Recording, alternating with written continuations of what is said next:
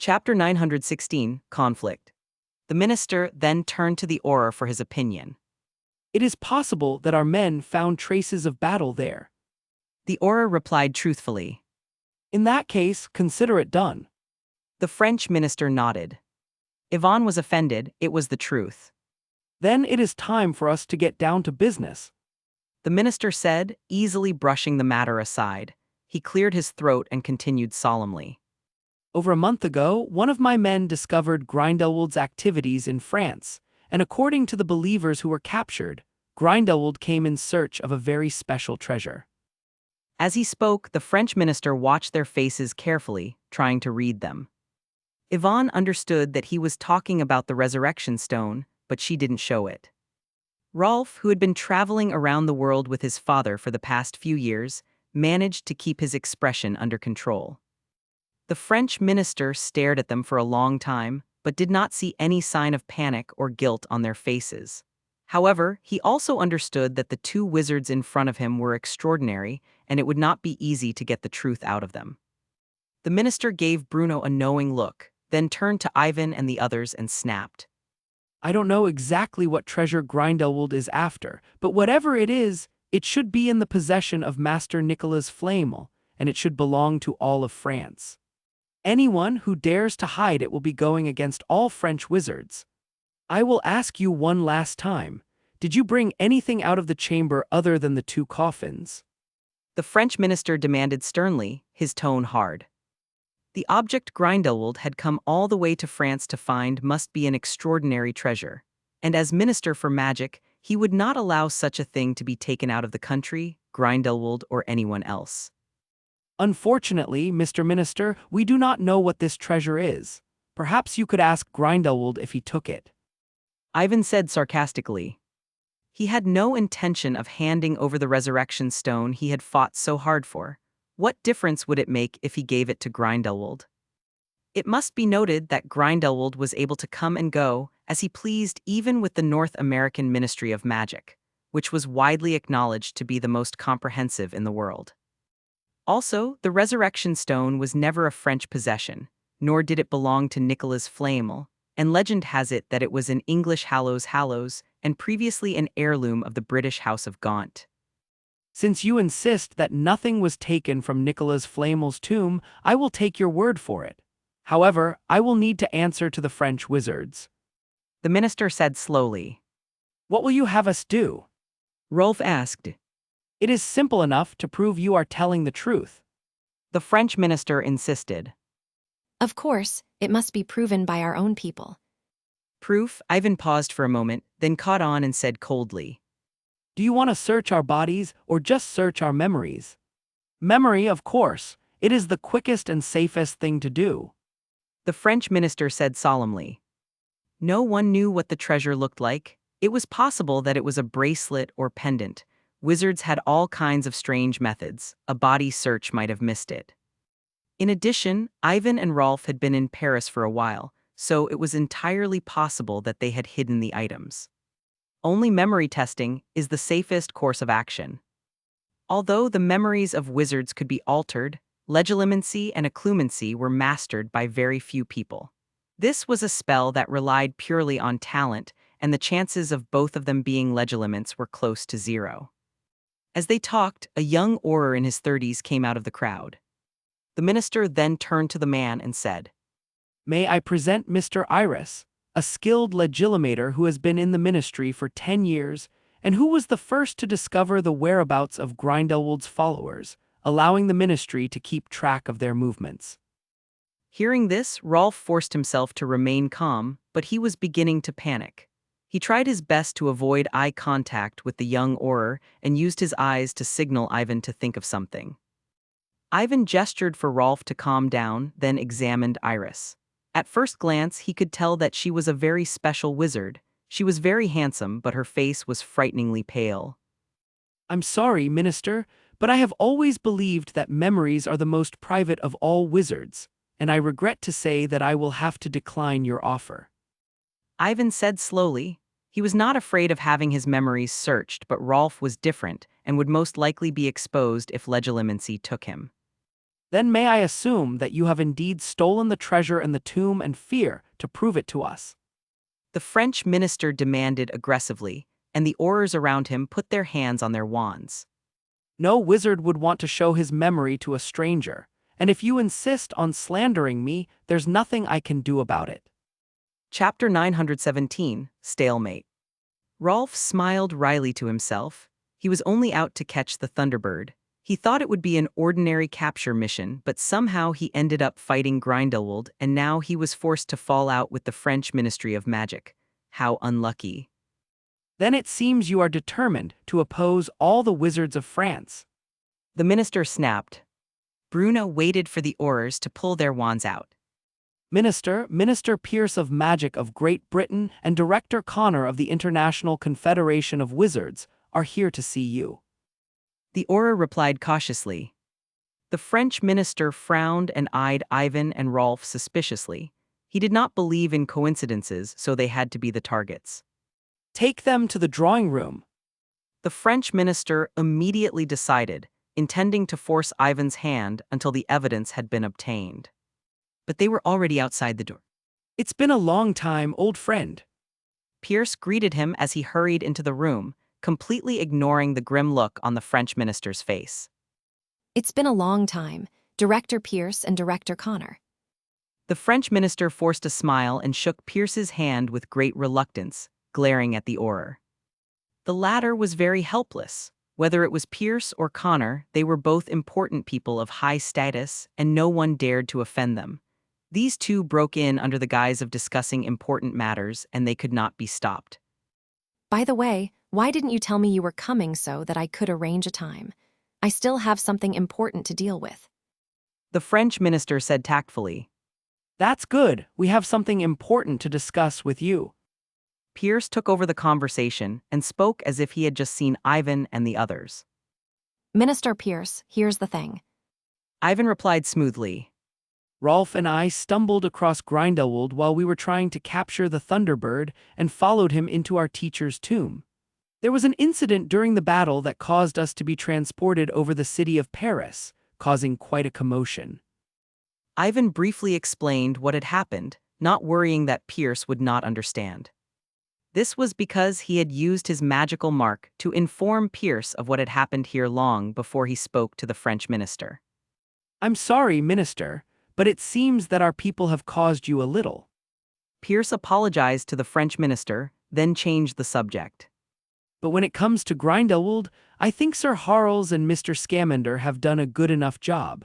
We can't afford to overlook their exploits because of an accident we can't control.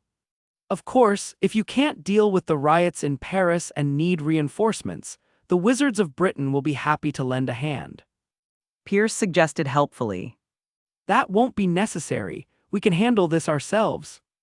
The French minister's face darkened as he stiffly rejected Pierce's suggestion that they not embarrass the British wizards, no matter how difficult the task might be.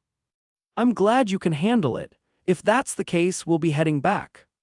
Pierce waved to Ivan and the others and was about to lead them away. Wait! The French minister was not fooled by Pierce and stopped Ivan and the others. Aside from the riot, there is one other important matter that they have not yet been able to explain.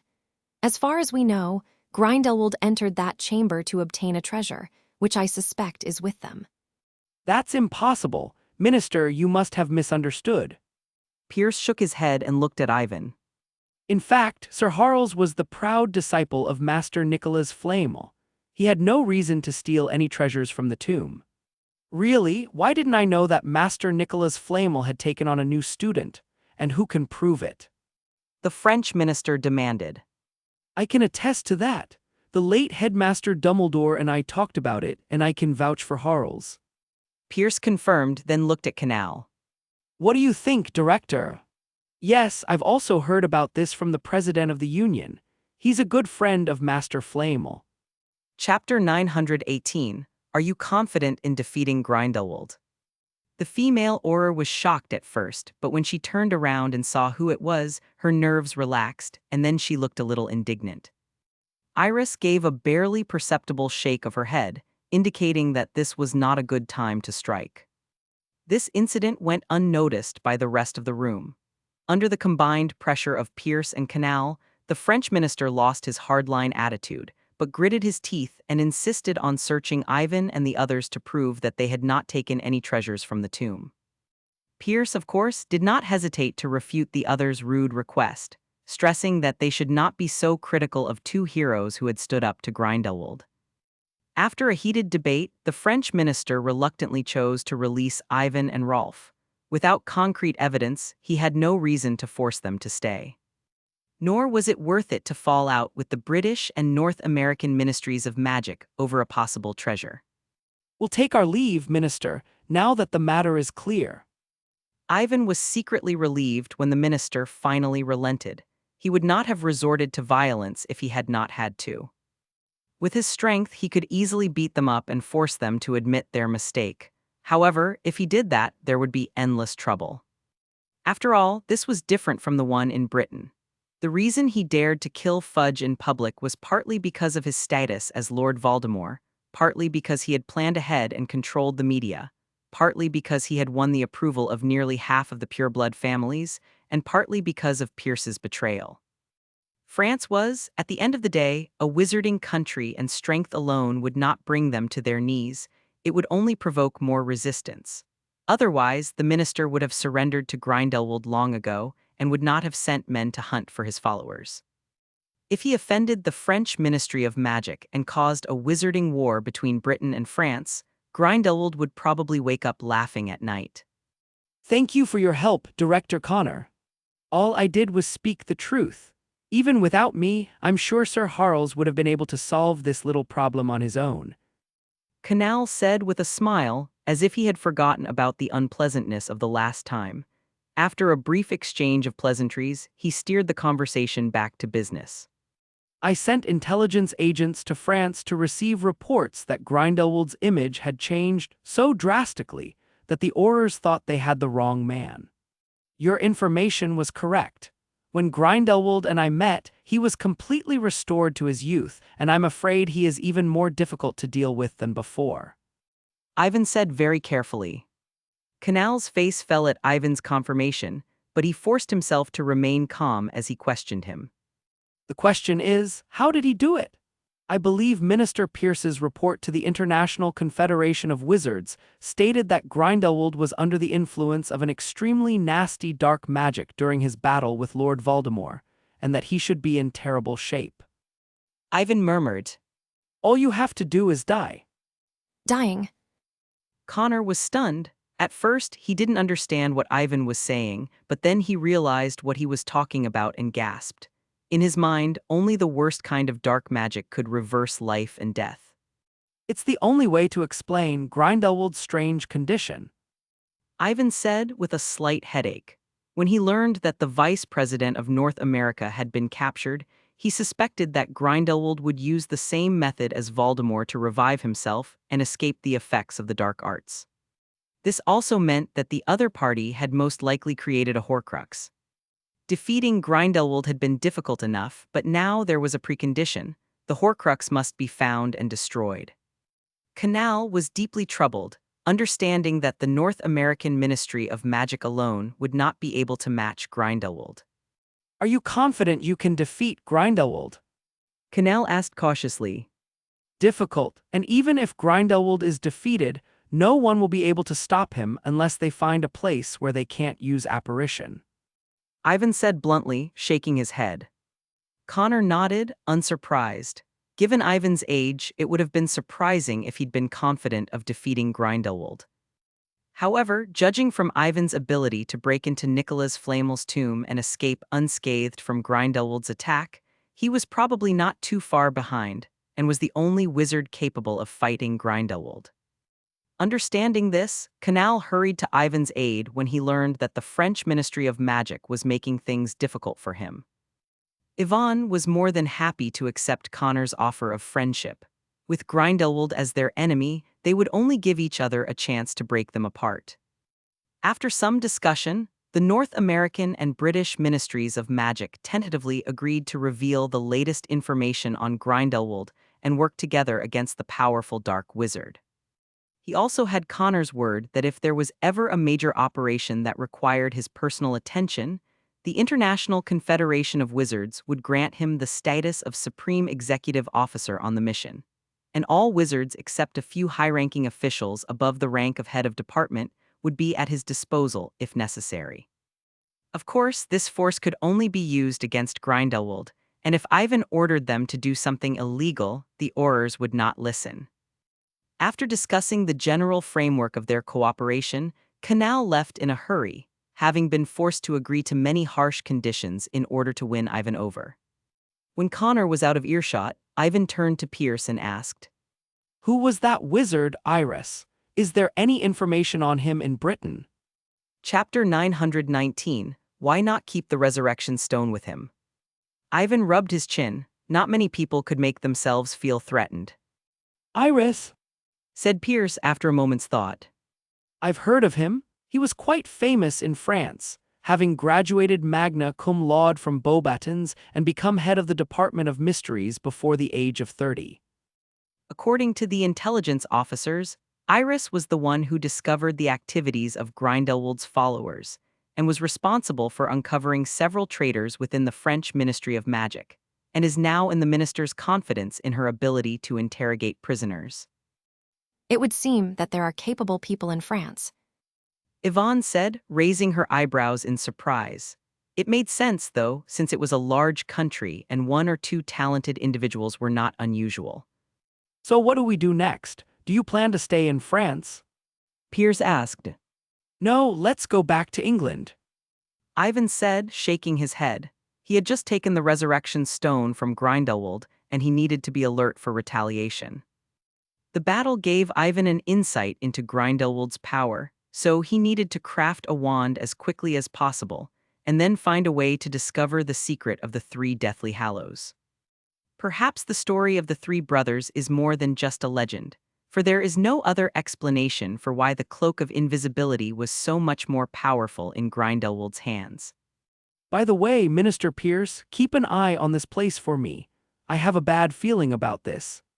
Ivan reminded him solemnly. Pierce, of course, agreed readily. At the same time, in the minister's office, the French minister, who had been humiliated by Ivan and the others, flew into a rage and vented his frustration on his subordinates. Over the course of the past month or so, they had dispatched hundreds of Aurors to search for clues to Grindelwald's whereabouts, but to no avail. They had not even been able to find out that Grindelwald was planning to break into Nicholas Flamel's tomb to steal the treasure. It was an utter disgrace. If not for the fact that the 2 foreign wizards had blundered into each other's plans, Grindelwald would probably have left France in the dark by the time he had achieved his goal. Come out, Allison. I should have said that it would be best if you did not come to see me alone if there was nothing important. At the same time, a witch appeared out of thin air in the quiet corridor. Don't worry about Glyn. She replied easily, then hesitated before continuing her questioning. It's just that I don't quite understand why you tried to stop me from attacking Ivan Holth just now, when it was such a good opportunity. We could have provoked a fight between Ivan Holth and the French Ministry of Magic, waited for both sides to suffer, and then tried to take the treasure back. Allison was not happy about the fact that Ivan Howells was leaving. They had spent so much time and effort trying to get their hands on the resurrection stone, only to have it stolen from them. You think too highly of the minister, Allison. Iris said slowly. With North American and British personnel, even if there were to be a confrontation, it would most likely go nowhere. You might even be exposed as a result. Most importantly, he had no idea how strong Ivan Howells was, and he was not confident that he could keep him here.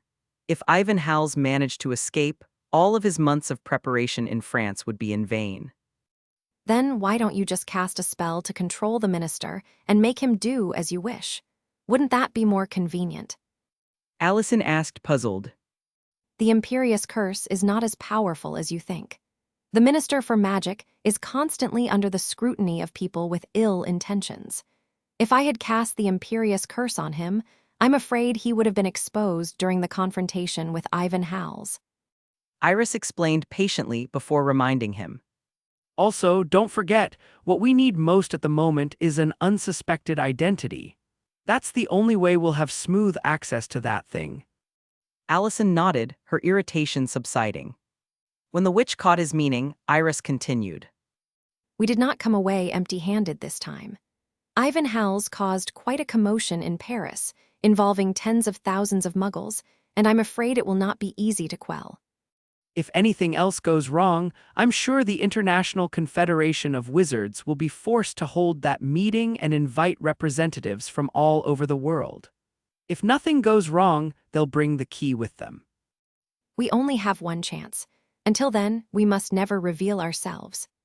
So why don't we just leave the resurrection stone with Ivan Howells and get it back later? Chapter 920, Ollivander Wands. On Saturday afternoon, at the wand shop in Diagon Alley, Ollivander sat behind the long table reading the latest edition of the Daily Prophet. Suddenly, there was a tinkling sound from the front door, and Ollivander looked up instinctively. Welcome to Ollivander's. Ollivander beamed when he saw who it was. He came out from behind the long table and put the Daily Prophet aside. I was just reading about you. It's been over 1,000 years, and you're the first student to graduate early from Hogwarts. It'll go down in history. Ollivander said ruefully. You flatter me, Mr. Ollivander. In fact, many talented wizards and witches have the ability to graduate early from Hogwarts, such as Headmaster Dumbledore or Lord Voldemort. Ivan said humbly. Yes, but they have extraordinary talents, legendary wizards who have made their mark in the annals of British history. Ollivander said, staring at the half-grown wizard before him, his mind wandering. I still remember when you came to pick that wand 6 years ago, as if it were yesterday. Ollivander said pointedly. You know whose wand was made of you, and when paired with the tail feather of a phoenix, it was easy to perform powerful magic. But because of its extreme nature, it was easy for the owner of the wand to go astray. Ivan Howells's wand was even more special. Its core was made of unicorn hair, a symbol of loyalty and justice, which neutralized the unique magical properties of yew. Ivan rubbed his nose. He suspected that Ollivander, a wise old man, might have guessed something from the strange events of the past few months. Ivan, however, knew very well that Ollivander was not a pedantic man. In fact, he did not care if the person who used his wand was good or evil. He only cared if the person was famous enough to be able to show off his wand skills. With that in mind, Ivan cleared his throat and skipped the subject, waving his wand to close the shop door behind him as he said, Mr. Ollivander, may I have a word in private? I have something very important to discuss with you. Ollivander nodded, although Ivan's decision to close the door without permission was somewhat offensive. They entered the alchemy room in the back room, and Ivan looked around. The room was surprisingly large, probably because it had been expanded. There were various alchemy tools on the tables and 4 walls of cabinets with narrow boxes stacked almost to the ceiling. Tell me, Mr. Harles. Ollivander said. Why have you come to me? Have you damaged the wand? Do you need me to repair it? Not really. Ivan said slowly. I've always kept that wand in good condition. I just thought it might not suit me anymore. Ollivander's brow furrowed with displeasure, his belief in Ivan's claim being questioned. You chose the yew wand yourself, and it is the perfect one for you. I wasn't the one who chose it, Ivan thought to himself. He remembered that when he was in his first year, the system showed that the wand's compatibility was only around 70%. If he hadn't accidentally fused the blood of a unicorn, he would have replaced the wand with a yew wand. Ivan, however, could not reveal this secret, so he said, Because my opponent has a wand so powerful that if I wish to defeat him, I must replace it with a wand of equal power. Ivan was frustrated. In the past, he had to rely on his alchemy equipment to increase his combat power to crush his enemies. This time, he felt the frustration of having inferior equipment. I must remind you, Hales, that the most important thing about a wand is not whether it is strong or not, but whether it fits its owner, and only then can a wizard exert 100% of the wand's full power.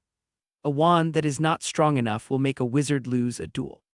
Ollivander tried to talk Ivan out of replacing the wand. then continued proudly. Ollivander's has been around for over 2,000 years and is definitely the best wand maker in the world. Every wand I've ever sold may be biased in its own way, but it's definitely as good as anyone else's. Really? What about the Elder Wand? Yvonne interrupted. What? Ollivander asked, unable to respond for a moment. The Elder Wand. You may also call it the Death Stick or the Wand of Fate. Ivan emphasized. You mean the Wand of Legend in Britain, the wand that made its owner invincible. Ollivander looked at Ivan in surprise. We should all know that it was more than a legend. Ivan raised his voice. It was real, and it is in the hands of a dangerous man.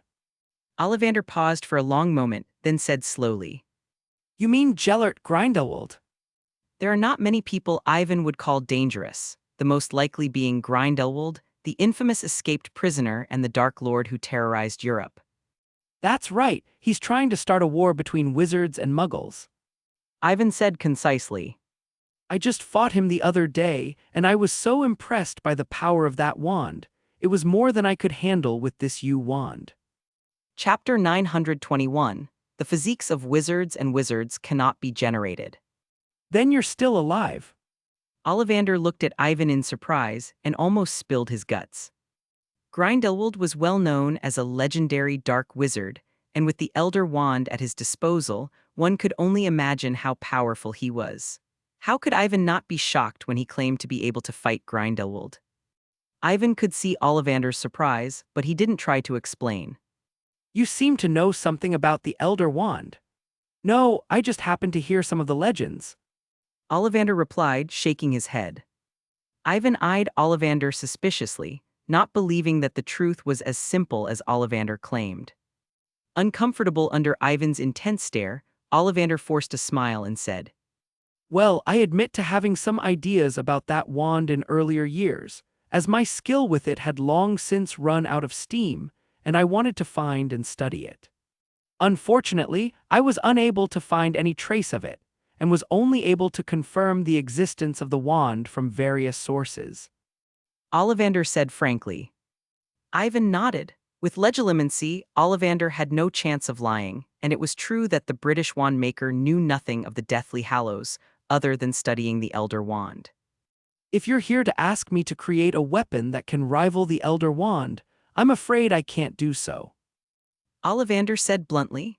No matter how confident he was, he didn't think he could create a wand that could rival the Elder Wand, the legendary Elder Wand that allowed its owner to win every battle. Why, I'm sure the Elder Wand was made by a wizard. It can't really be related to death like in the legends, can it? Ivan questioned. Of course there is no such thing as death. Ollivander said with a sigh. My guess is that the wizard who made the Elder Wand used some lost alchemical skill. Besides, the wizarding world of 1,000 years ago was not the same as it is today, where many precious magical materials could be easily found. Many magical creatures are now extinct. So the wizarding world is getting worse with every generation. Ivan shook his head in exasperation. It wasn't just wands. Magical objects such as time-turners were broken and few and far between. Ordinary alchemy had no way of repairing them. I wouldn't exactly call it that. The wizarding world has always moved forward without the need for unstable forces. Ollivander said slowly, but with regret. All of a sudden, Ollivander seemed to think of something, and he looked at Ivan expectantly. Ivan rolled his eyes. If I could steal the Elder Wand from Grindelwald, why would I need you? I can't give you the Elder Wand, but I've brought a brand new wand made of a far more powerful core than any you've ever used. Ivan said confidently. Brand new material. I must say, not everything magical is perfect for a wand core. Ollivander said dubiously, not expecting much from Ivan. While his shop only sold unicorn hair, phoenix tail feathers, and dragon heartstrings, he had tried almost all of the ingredients that could be used as a wand core in order to improve his skills. You could try it yourself, Mr. Ollivander. Ivan reached into his sleeve and pulled out the ebony wand he had made earlier. Ollivander took the wand and examined it. On the surface, it appeared to be unremarkable, even crudely made, and impossible to sell by his standards.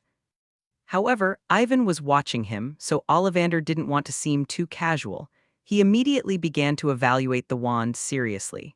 His slender fingers gently swept across the wand, and a fine magical fluorescence appeared on the wand.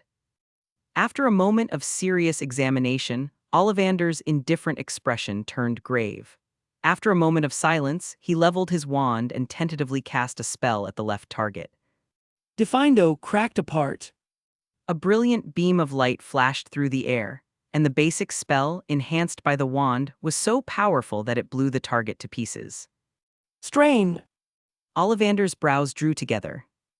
The wood is ebony, 12 inches and a quarter of its length, but the core of the wand.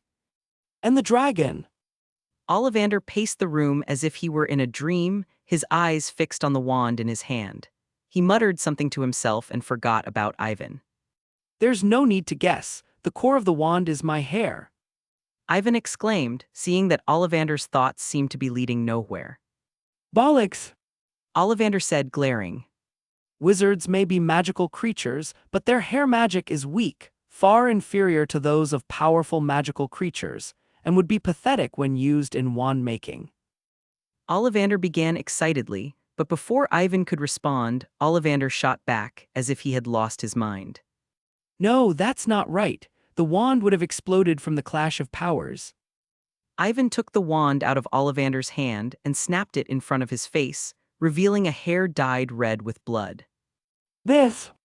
Chapter 922, The Making of the New Wand. How on earth did you manage to do that? To hold so much power in your body, it's incredible. Ollivander exclaimed, tugging at Ivan's sleeve in excitement.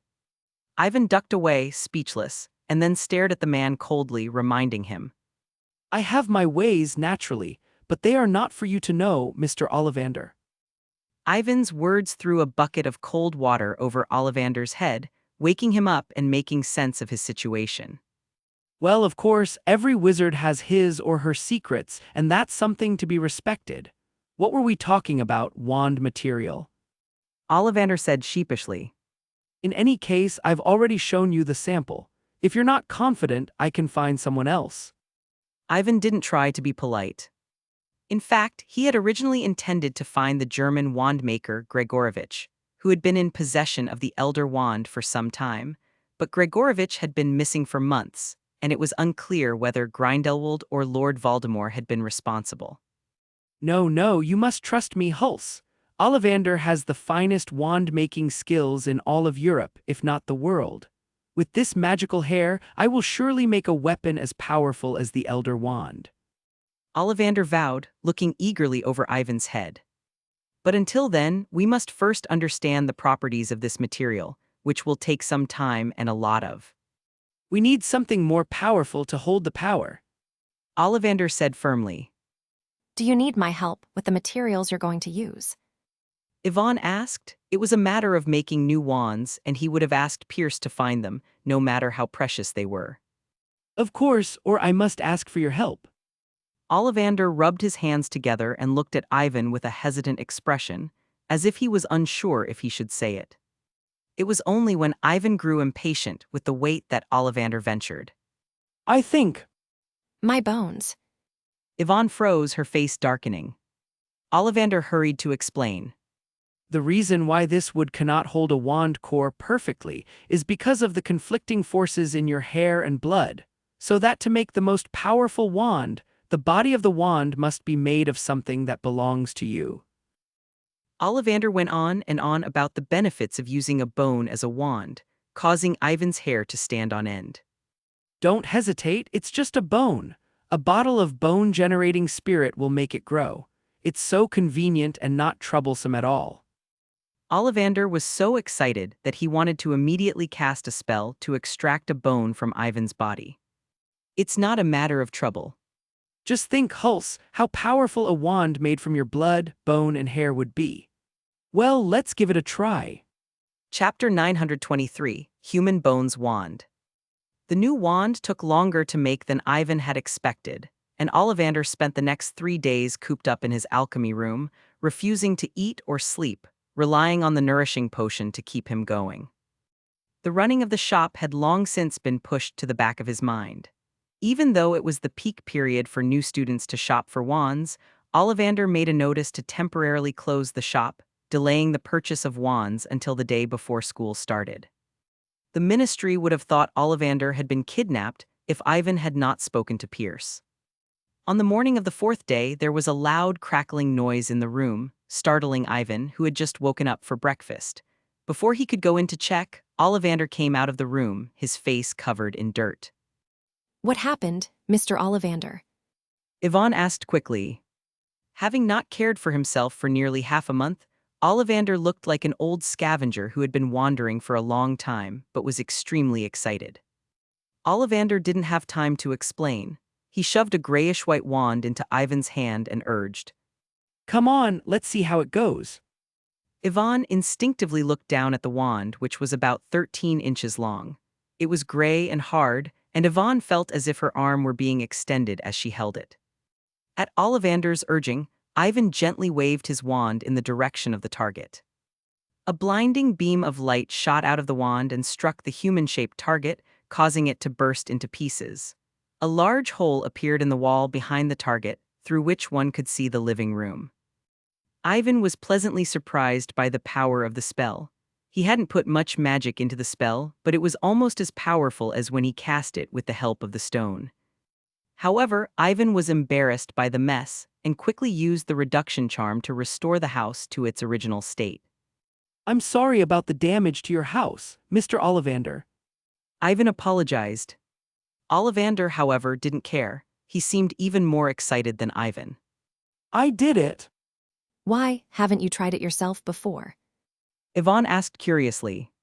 Of course I did, but I couldn't control the wand. Ollivander sighed. He had wanted to try the wand himself when it was finished, but it wouldn't work. At first, Ollivander thought that the wand was a failure, but when he thought about it, he realized that he was probably not strong enough to wield the wand. It's possible the wand recognizes people. Ivan said with a shrug. You are correct. Ollivander said with a sigh. The wand chooses its own owner. It is made of your body's tissues, so it will only answer to you. He had been wondering if he could mass-produce such a powerful wand, at least one for himself. While chatting with Ollivander, Ivan checked the wand's attributes in the system. Magical item, human bones wand. Magic extreme. Magic words, enhanced casting, greatly increases the power of magic. Characteristics, transfiguration, permission to transform through will. Compatibility, 100%.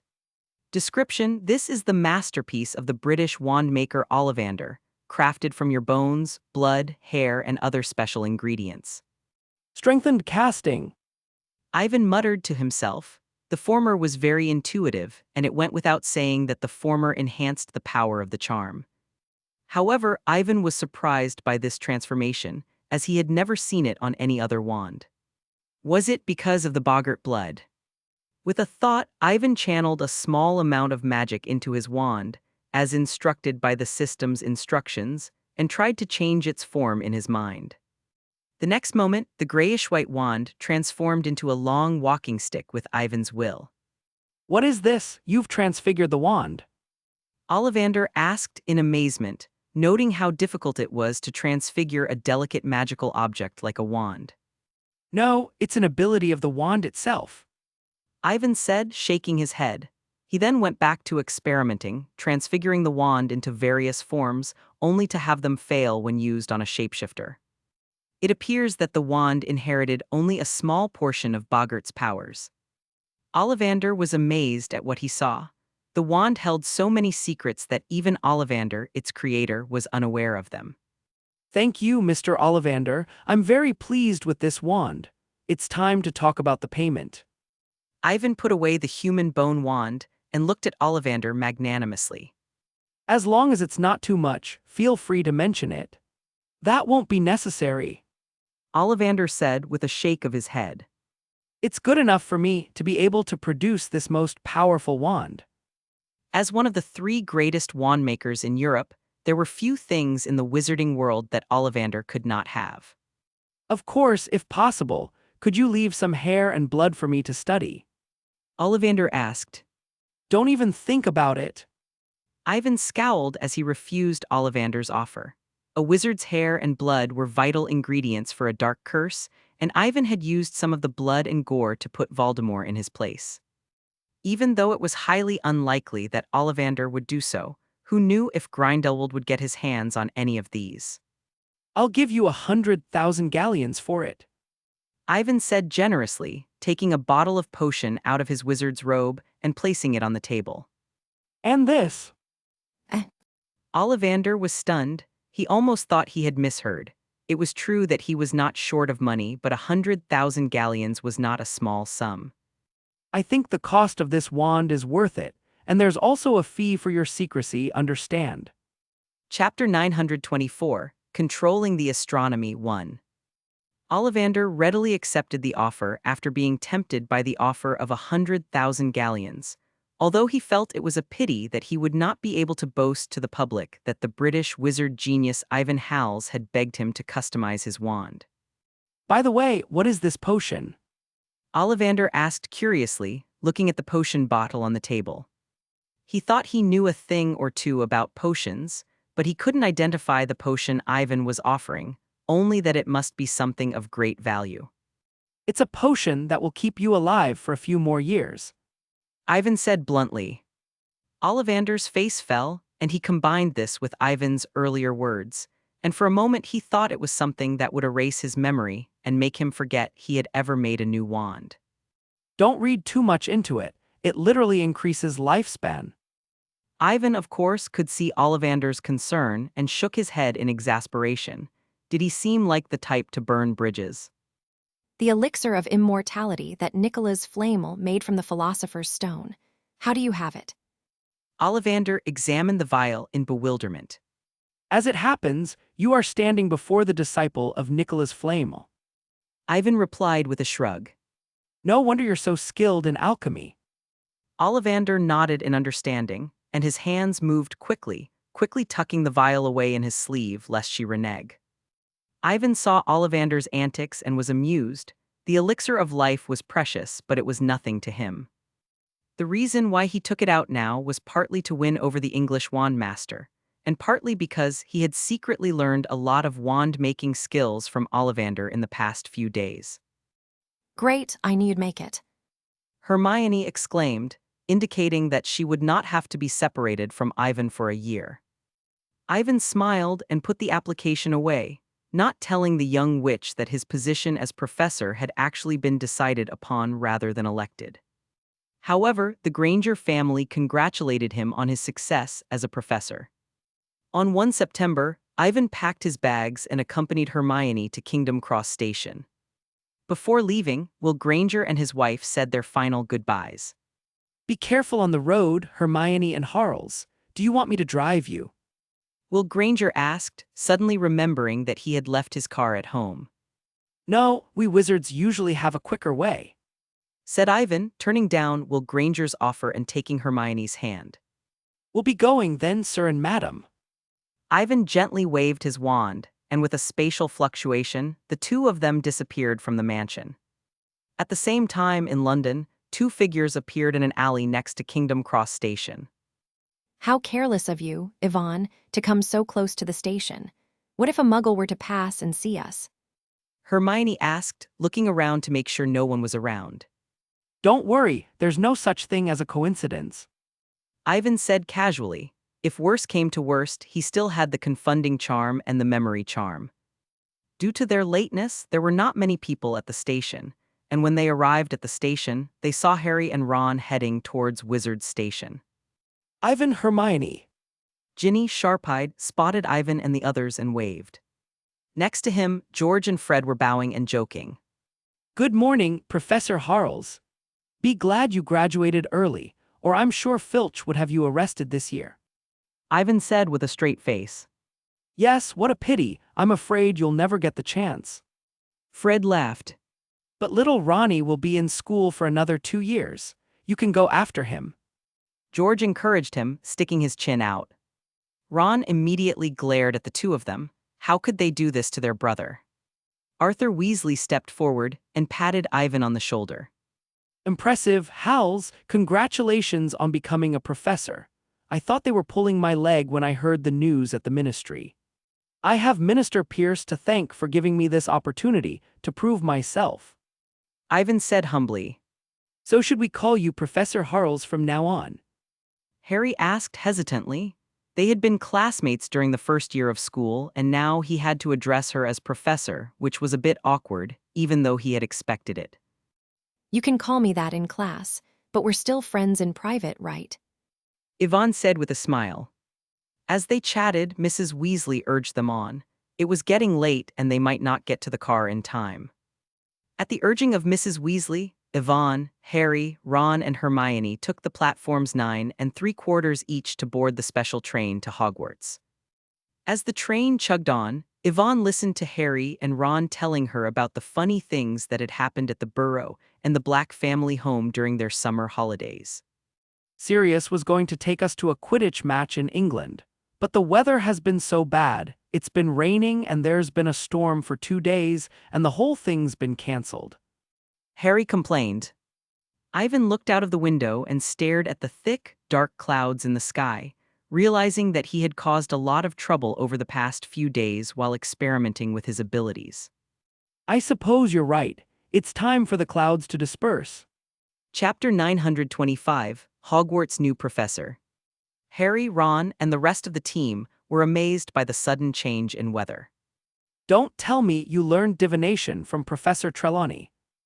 Ron asked in surprise. He didn't associate this strange phenomenon with Ivan, as he didn't think even magic could do such a thing. If only I could learn divination. Ivan rolled his eyes. Prediction was definitely one of his most desired abilities, but unfortunately it was impossible to learn it solely by talent, even with his GPA. After chatting with Harry and Ron for a while, Ivan went straight to the system to check his status. Ivan Hales. Profession, Bloodline Wizard. Bloodline Fusion, 6 out of 7, Unicorn, Basilisk, Boggart, Norwegian Back Dragon, Phoenix, Thunderbird.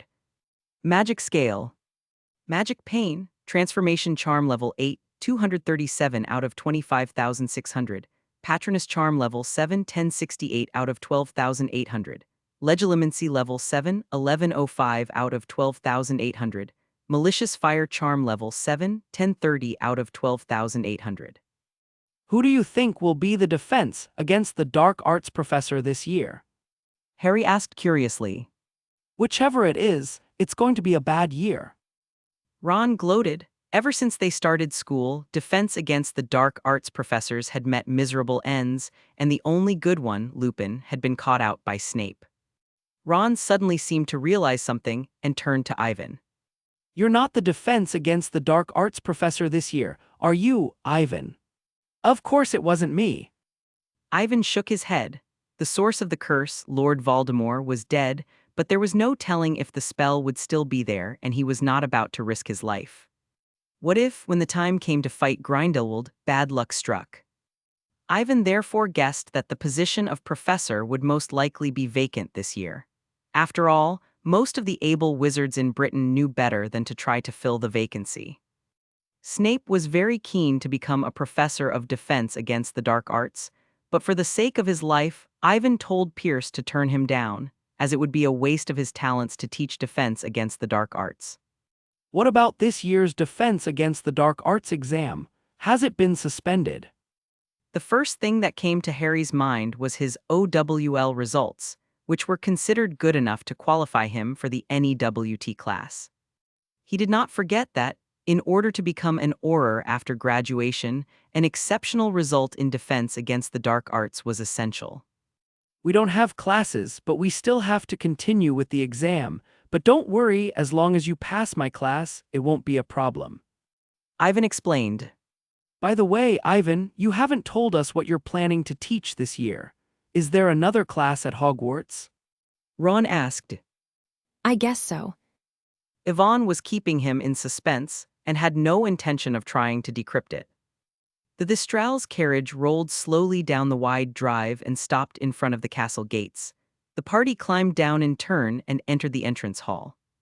As Ivan expected, there were no new faces at the professor's table, just two empty seats. One was obviously left for him, and the other was the seat of the deceased headmaster, Albus Dumbledore.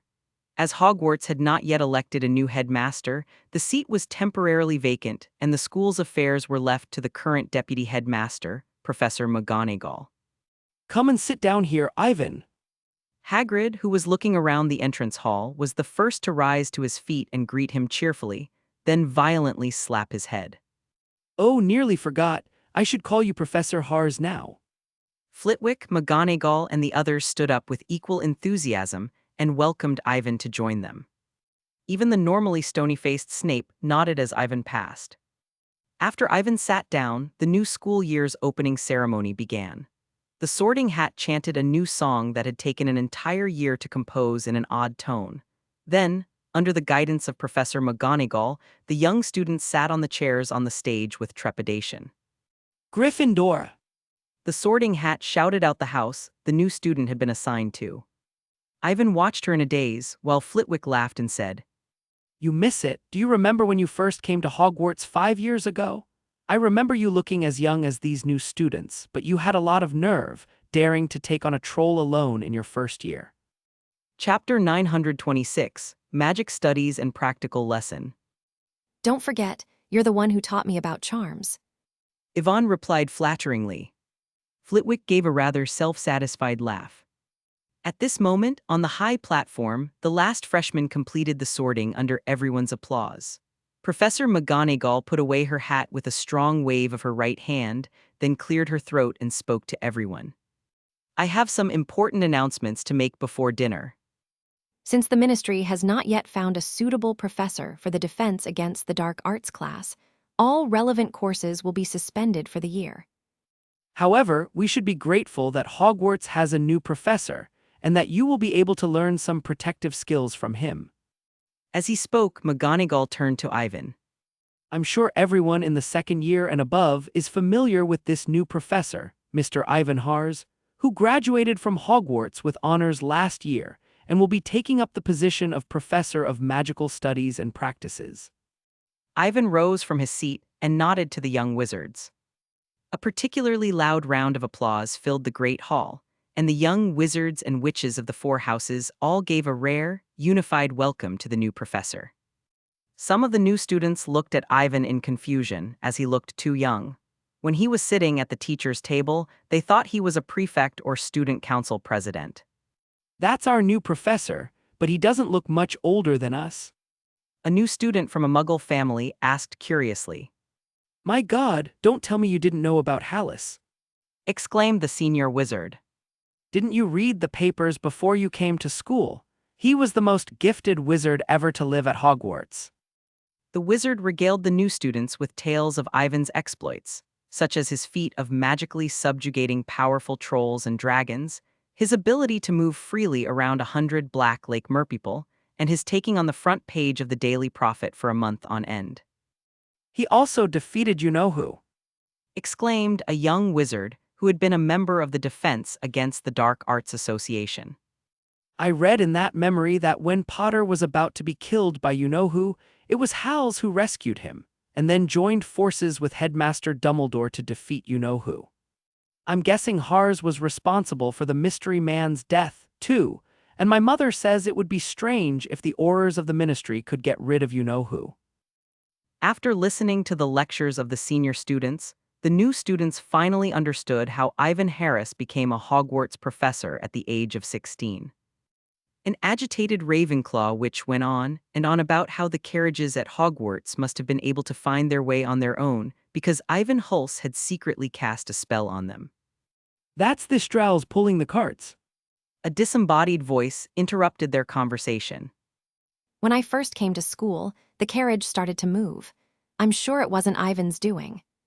Luna replied earnestly. The new students looked from Luna to the Ravenclaw witch, wondering who was right. Choking on Luna's words, the witch didn't know how to respond, but she didn't want to admit defeat, so she stuck her neck out and said, Don't listen to this crazy girl. She says there are crumple-horned beasts and harassers in the world. It's a crumple-horned snorkack. Luna corrected him, taking a clear glass bottle out of her satchel and showing it to everyone. No, this is it. We found it together in the Forbidden Forest. The witch was stunned when she saw the baby crumple-horned snorkack in the bottle, which was pure white and had a strange appearance and a pair of large, curved horns.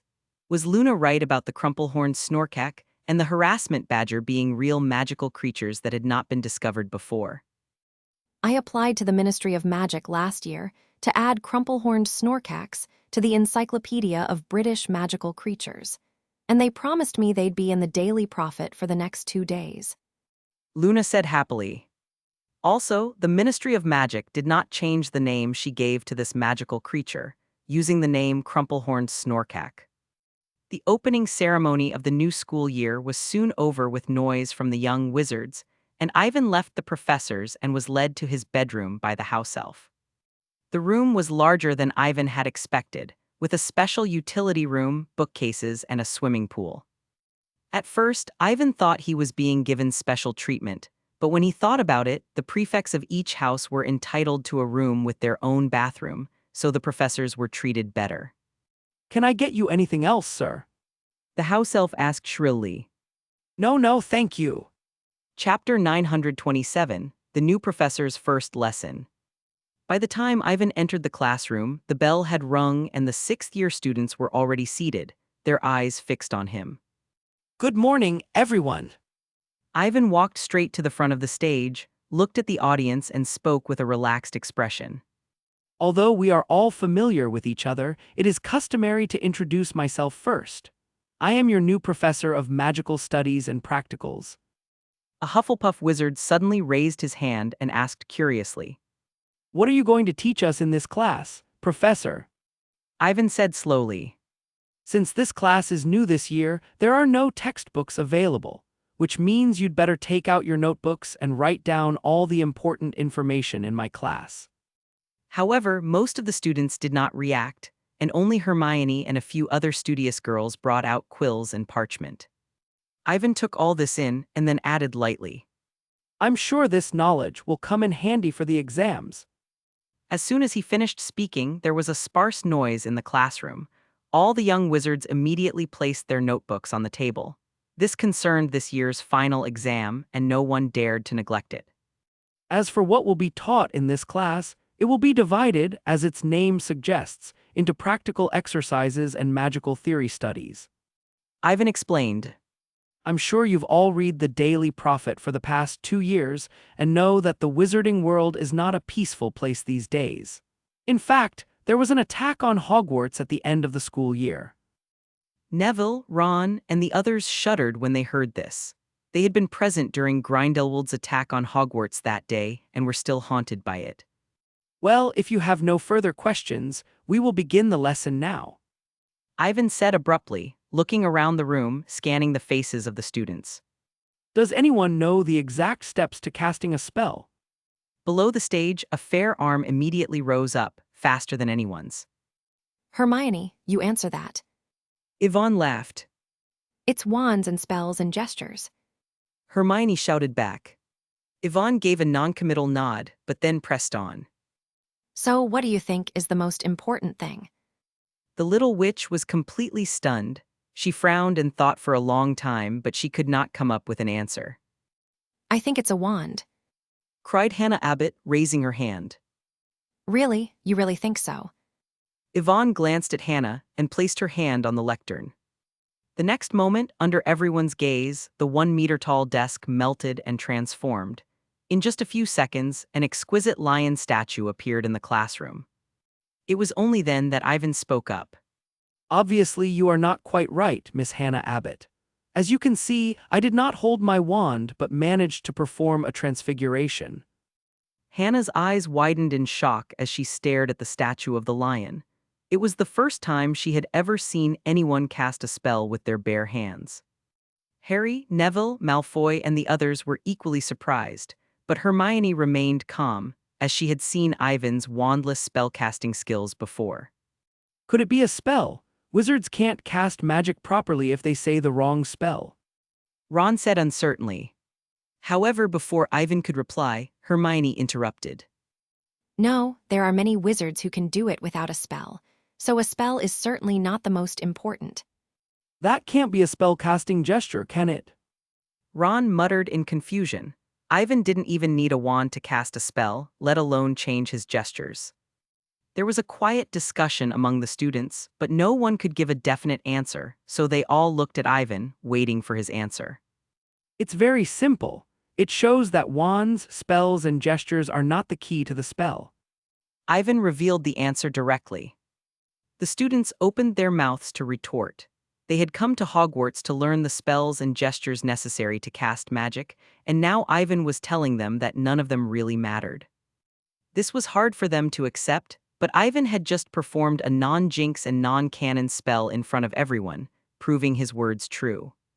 So what's the key to our magic? Harry asked, raising his hand. Instead of answering directly, Ivan asked, Harry, do you remember how you made a piece of glass disappear in the zoo before you came to Hogwarts? You didn't have a wand in your hand, let alone any spells. Harry was momentarily caught off guard by Ivan's question, and eventually replied haltingly. Harry suddenly realized something and looked at Ivan, asking urgently. Is it because I was desperate to save it that the glass disappeared? Yes, a strong will triggers the magic and causes you to unknowingly release it. Ivan explained, presumably to the audience. I'm sure you all had similar experiences during your first magic bursts. When I was 8 years old, I was chased by a dog, and an explosion of magic turned it into a parrot. Began a Ravenclaw girl. The other young wizards also self-destructed, experiencing their first magical outburst and realizing that they had inadvertently cast a wandless spell. Which means we don't have to buy charms, let alone learn how to change them and gesture. So why are we being taught these at school? Hannah was confused. Ivan laughed and replied, Of course it makes sense. The steps of the spell will make it easier to cast and will make your spells more accurate. Chapter 928, Ivan, let's give the students some pressure. Ivan's words undoubtedly shattered the stereotype Harry and the others had of magic. It turned out that casting spells didn't have to be so tedious, as long as the wizard was determined enough and could channel the magic freely. Realizing this, the young wizards, with Ivan's tacit approval, pulled out their wands and eagerly experimented. Ron kept his eyes on his notebook, trying to get it to burn, but nothing happened. Hermione, on the other hand, was not as ambitious as the two of them. She waved her wand gently and chanted the levitation charm in her mind. A moment later, the notebook in front of her slowly floated up. Very good, Miss Hermione Granger has successfully performed a silent spell, and Gryffindor has scored 10 points. Ivan, who had been paying attention to the young witch, naturally did not miss this scene and immediately praised her. Seamus and the others immediately turned around and saw the notebook floating in the air. They were envious and worked harder. Yvonne walked around the room, giving instructions to each student and allowing them to learn the steps Hermione would have to take, starting with the simplest of silent spells and then going from there. Throughout the whole session, however, only Hermione, Harry, and Malfoy managed to perform the Obscurus. Fortunately, the other young wizards were not discouraged. This was a very high-end spell-casting technique, and according to Ivan, many Aurors could not do it. And after a period of hard work when they silently cast spells, the target would not be unresponsive, but the effects would be extremely unstable. For example, when Seamus tried to change the color of his table, he nearly blew it up. It's almost time. That's it for today's lesson. The soundless spellcasting will be your extracurricular homework for the week. Next Monday, I'll give this house 50 points for the student who mastered the spell the best. A Hufflepuff witch in the audience suddenly raised her hand. Miss Susan Bones, do you have a question? Yvonne asked in amazement. That's not fair, Professor.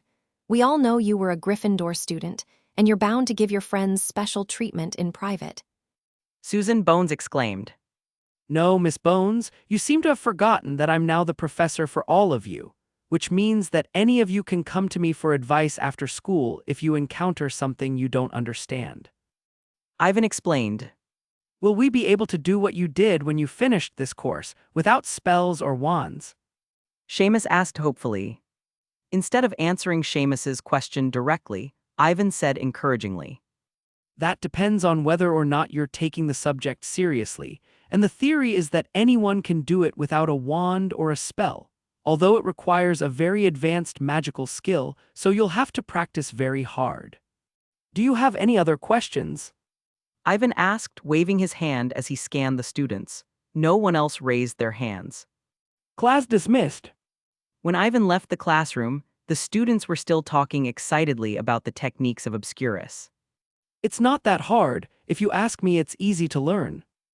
Malfoy boasted, the second person to complete the Obscurus after Hermione and a little faster than Harry.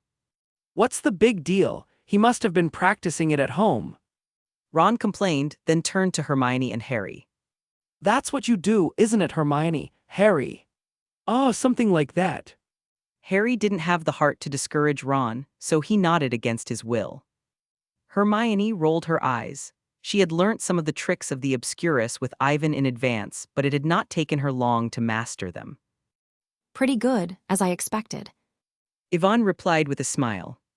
It seems you have a talent for teaching, Hales. I heard some 6th years discussing your class when I arrived. It must be something to do with non-charm casting, right? Flitwick said admiringly. It's just Obscurus, to be precise. I intend to have them master it within the week. Ivan explained, nodding. Professor McGonagall frowned. Isn't it a bit early for a 6th year to be learning such high-end techniques? Less than 10% of the wizarding population of Great Britain knew how to perform Obscurus. Is it hard? I was very skilled in my 2nd year. Yvonne exclaimed. McGonagall, Flitwick, and the others looked at Ivan strangely, wanting to complain that not everyone was as freakish as you. By the way, who taught you this in the first place, Harles? Pomona Sprout asked curiously. Of course it's Soup. Yvonne said, almost letting it slip. His non-jinx spelling skills were naturally learnt from Voldemort's Horcrux diary, and it was thanks to Tom Riddle's selflessness that he was able to progress so quickly, although the truth was obviously not to be told, and Ivan had no choice but to blame it on Dumbledore. No wonder. Flitwick muttered to himself, knowing that even the most magical of events would seem natural when Dumbledore was involved. The only one present who could see that something was amiss was Snape, who knew full well that Dumbledore did not have the luxury of giving pointers to his students, and that Ivan, an imp with many secrets, usually avoided Dumbledore.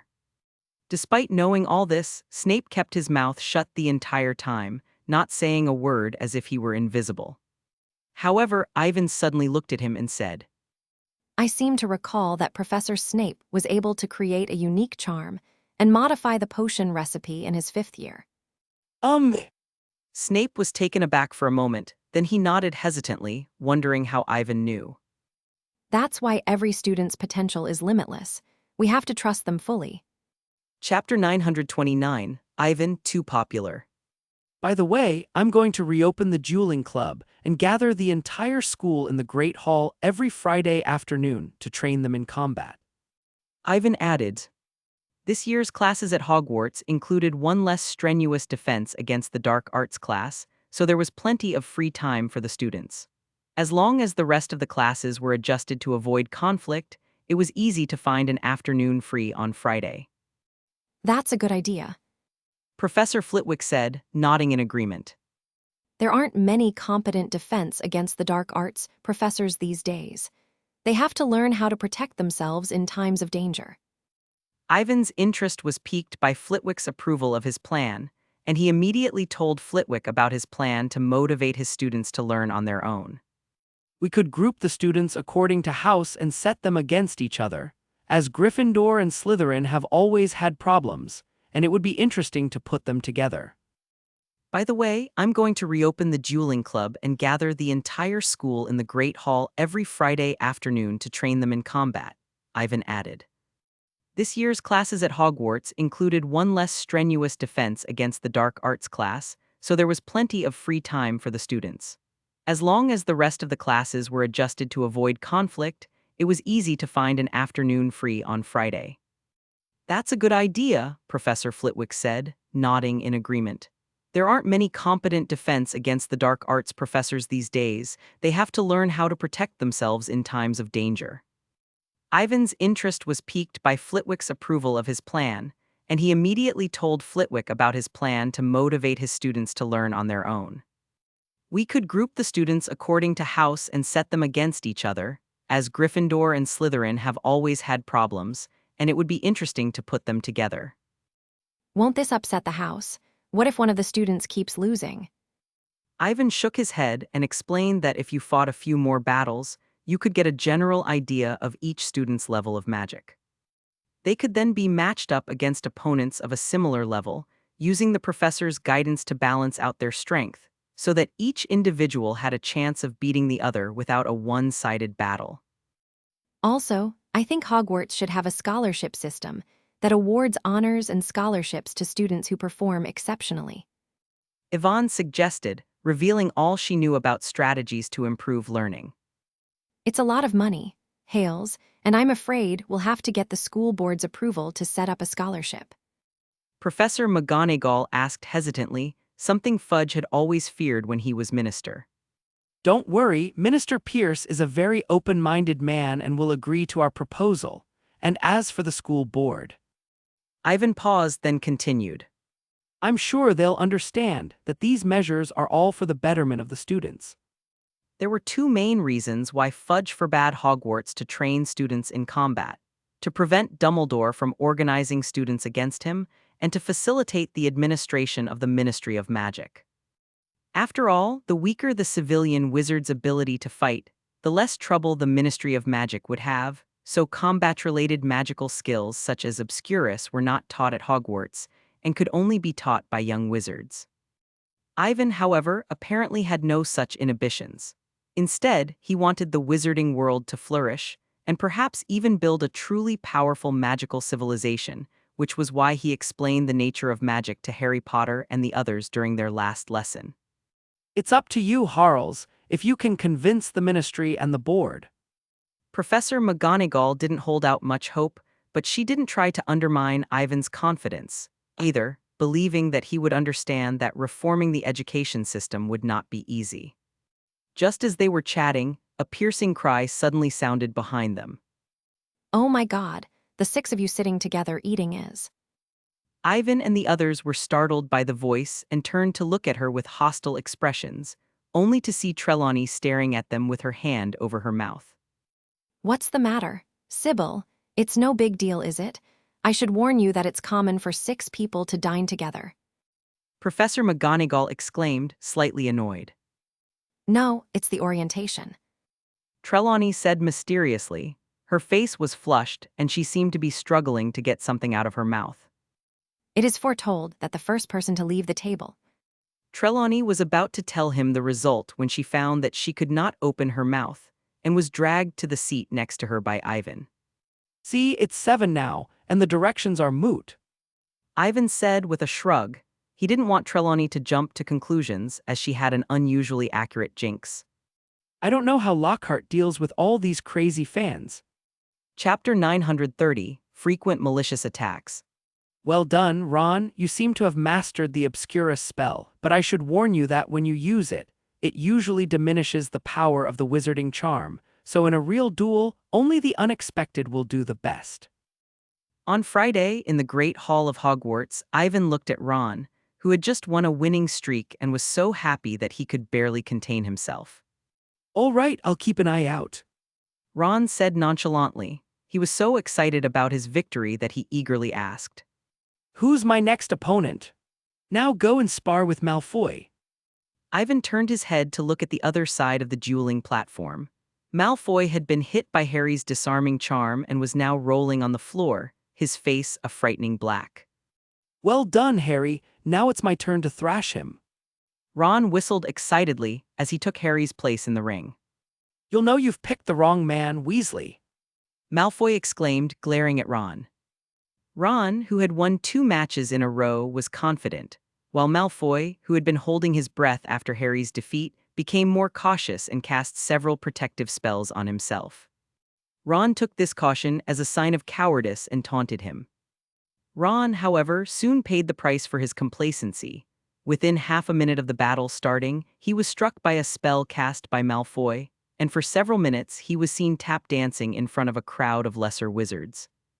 Congratulations, Hermione, on winning the dueling cup. All thanks to you, Professor. Hermione replied teasingly. Ivan, however, took the bait and said, Well, that's true. Have you figured out how to thank me? Taken by surprise, Hermione froze, then glanced around sheepishly. When no one was looking, she tiptoed over and kissed Ivan on the cheek. Is that it? Is that it? Ivan looked disappointed. Hermione gave Ivan a disapproving look. He had already kissed her. What more did he want? There's been another Muggle attack. What's the matter with the wizarding world now? Hermione sighed, flicking through the latest edition of the Daily Prophet. Yvonne took the paper and read it curiously. The headlines were of a gruesome incident in which a deranged wizard somehow managed to get out onto the streets of Paris and cast a blasting charm on the most crowded area, killing dozens of Muggles. From the pictures on the page, the scene was appalling. Is there a lot of this going on? Yvonne asked, frowning as she realized the gravity of the situation. All things considered, this is the 9th vicious incident this month, but it's all over France and Northern Europe. Hermione replied hesitantly. France again. Ivan muttered to himself, so it seemed likely Grindelwald was involved. Yvonne couldn't imagine why he would do that. Was he trying to make the existence of wizards public? If that were the case, more people would be sent to Muggle territory to cause disturbances. Sir Harles, may I speak to you privately for a moment? I have important news about the man.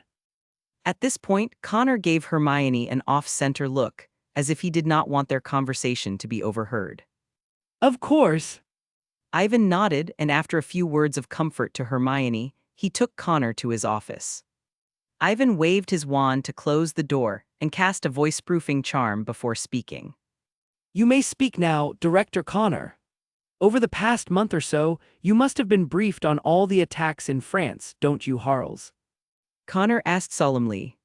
Oh, Said Ivan sheepishly, rubbing his nose. Considering that North America and Britain would report important events to him, Ivan did not pay much attention to what was happening in the wizarding world these days. that's just what's been reported, to be precise, as 13 targeted attacks. Canal corrected him. Not only that, but we've received word that Grindelwald is in pursuit of potion masters, and several people have gone missing in the past few days, including Horace Slughorn, your British potion master. Have you figured out why he's after them? Ivan asked solemnly. We don't know yet. If the timing hadn't been so coincidental, we wouldn't have been so sure Grindelwald did it. Chapter 931, We Are Wizards, People Who Master Magical Miracles. Ivan didn't know what to say as he listened to Connor's story. North America, together with the International Confederation of Wizards, could mobilize thousands of wizards, and they were an official force, yet they had been repeatedly defeated by Grindelwald. They hadn't even been able to find out anything important. Canal must have read Ivan's mind, for he quickly explained. Of course, we didn't come away empty-handed. Connor took out a small glass bottle from the pocket of his wizard robe and said solemnly. I don't need a pensieve, just give it to me. Ivan reached out and took the glass bottle. He uncorked it casually, and a wisp of milky mist floated out. Memento. Ivan pulled out his wand and waved it. The milky white mist exploded, sending sparks of fluorescence in all directions. In a few seconds, the empty office was transformed into a solemn, dignified auditorium. Ivan looked around and saw that the place was packed with wizards, roughly 400 or 500 of them, the odd thing being that they were either purebloods in expensive clothes or poor, sallow-faced wizards. These two distinct groups of people were now gathered in this hall, looking worried or excited, as if they were waiting for something. Have Grindelwald's followers grown to such a scale? Ivan asked Canal, turning to look at him in amazement. No, according to our investigation, quite a few people were tricked into coming here. Canal shook his head. Even if only half of them do Grindelwald's bidding, it's more than enough. Ivan said sarcastically, glaring at Connor. I'm a little curious as to how he managed to grow so much power under your siege. Connor looked embarrassed. In fact, there was even worse news that he had yet to reveal that many of the wizards present had changed sides after the rally. My brothers, sisters, and friends, welcome to my gathering. There was a burst of applause in the solemn great hall, and Ivan looked around the room. The crowd was wild with excitement, but Ivan also noticed that some of the wizards near the edge of the hall were visibly upset and looking doubtful and frightened. One of the wizards shouted frantically, Who are you? Isn't this supposed to be a meeting of the Mars Broom Squad? No, I only came because I got an invitation from a hippie band. Another witch squeaked. More and more people realized that they had been tricked, and those who realized that something was wrong immediately decided to leave. However, Grindelwald waved his wand, and the doors and windows of the Great Hall closed. An invisible barrier rose from the outside world, and those who wanted to escape found that they could not perform apparition. They immediately looked at Grindelwald in fear.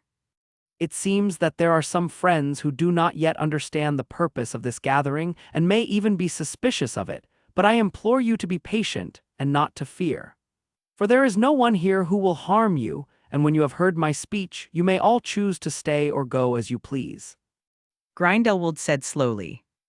The wizards present were dubious, but with their escape routes cut off and a large number of zealous saints surrounding them, they could only remain silent.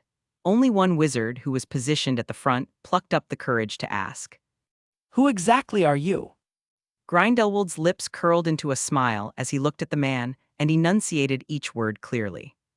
I'm sure you've heard my name in the newspapers and other sources, Gellert Grindelwald.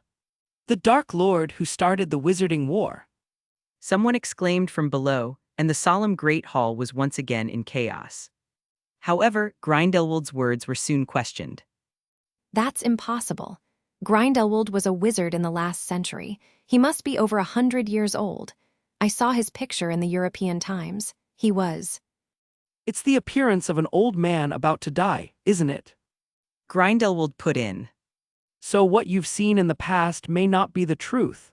It's just as likely that it's a falsehood carefully fabricated like the unfounded rumors. I also read the European Times, which called me a murderous devil, a dark lord, and blamed countless crimes on me. As the victors of the last Wizarding War, they certainly had the right to arbitrarily frame the defeated. Grindelwald's magnetic voice echoed through the great hall as if by magic, echoing in the minds of everyone in the audience. We all share the same identity, my friends, and that is to be a wizard, a group of magical wonders, extraordinary talents. With a wave of the wand, one can change the form of matter, causing everything in the world to change according to one's will, a gift and right bestowed upon wizards and witches.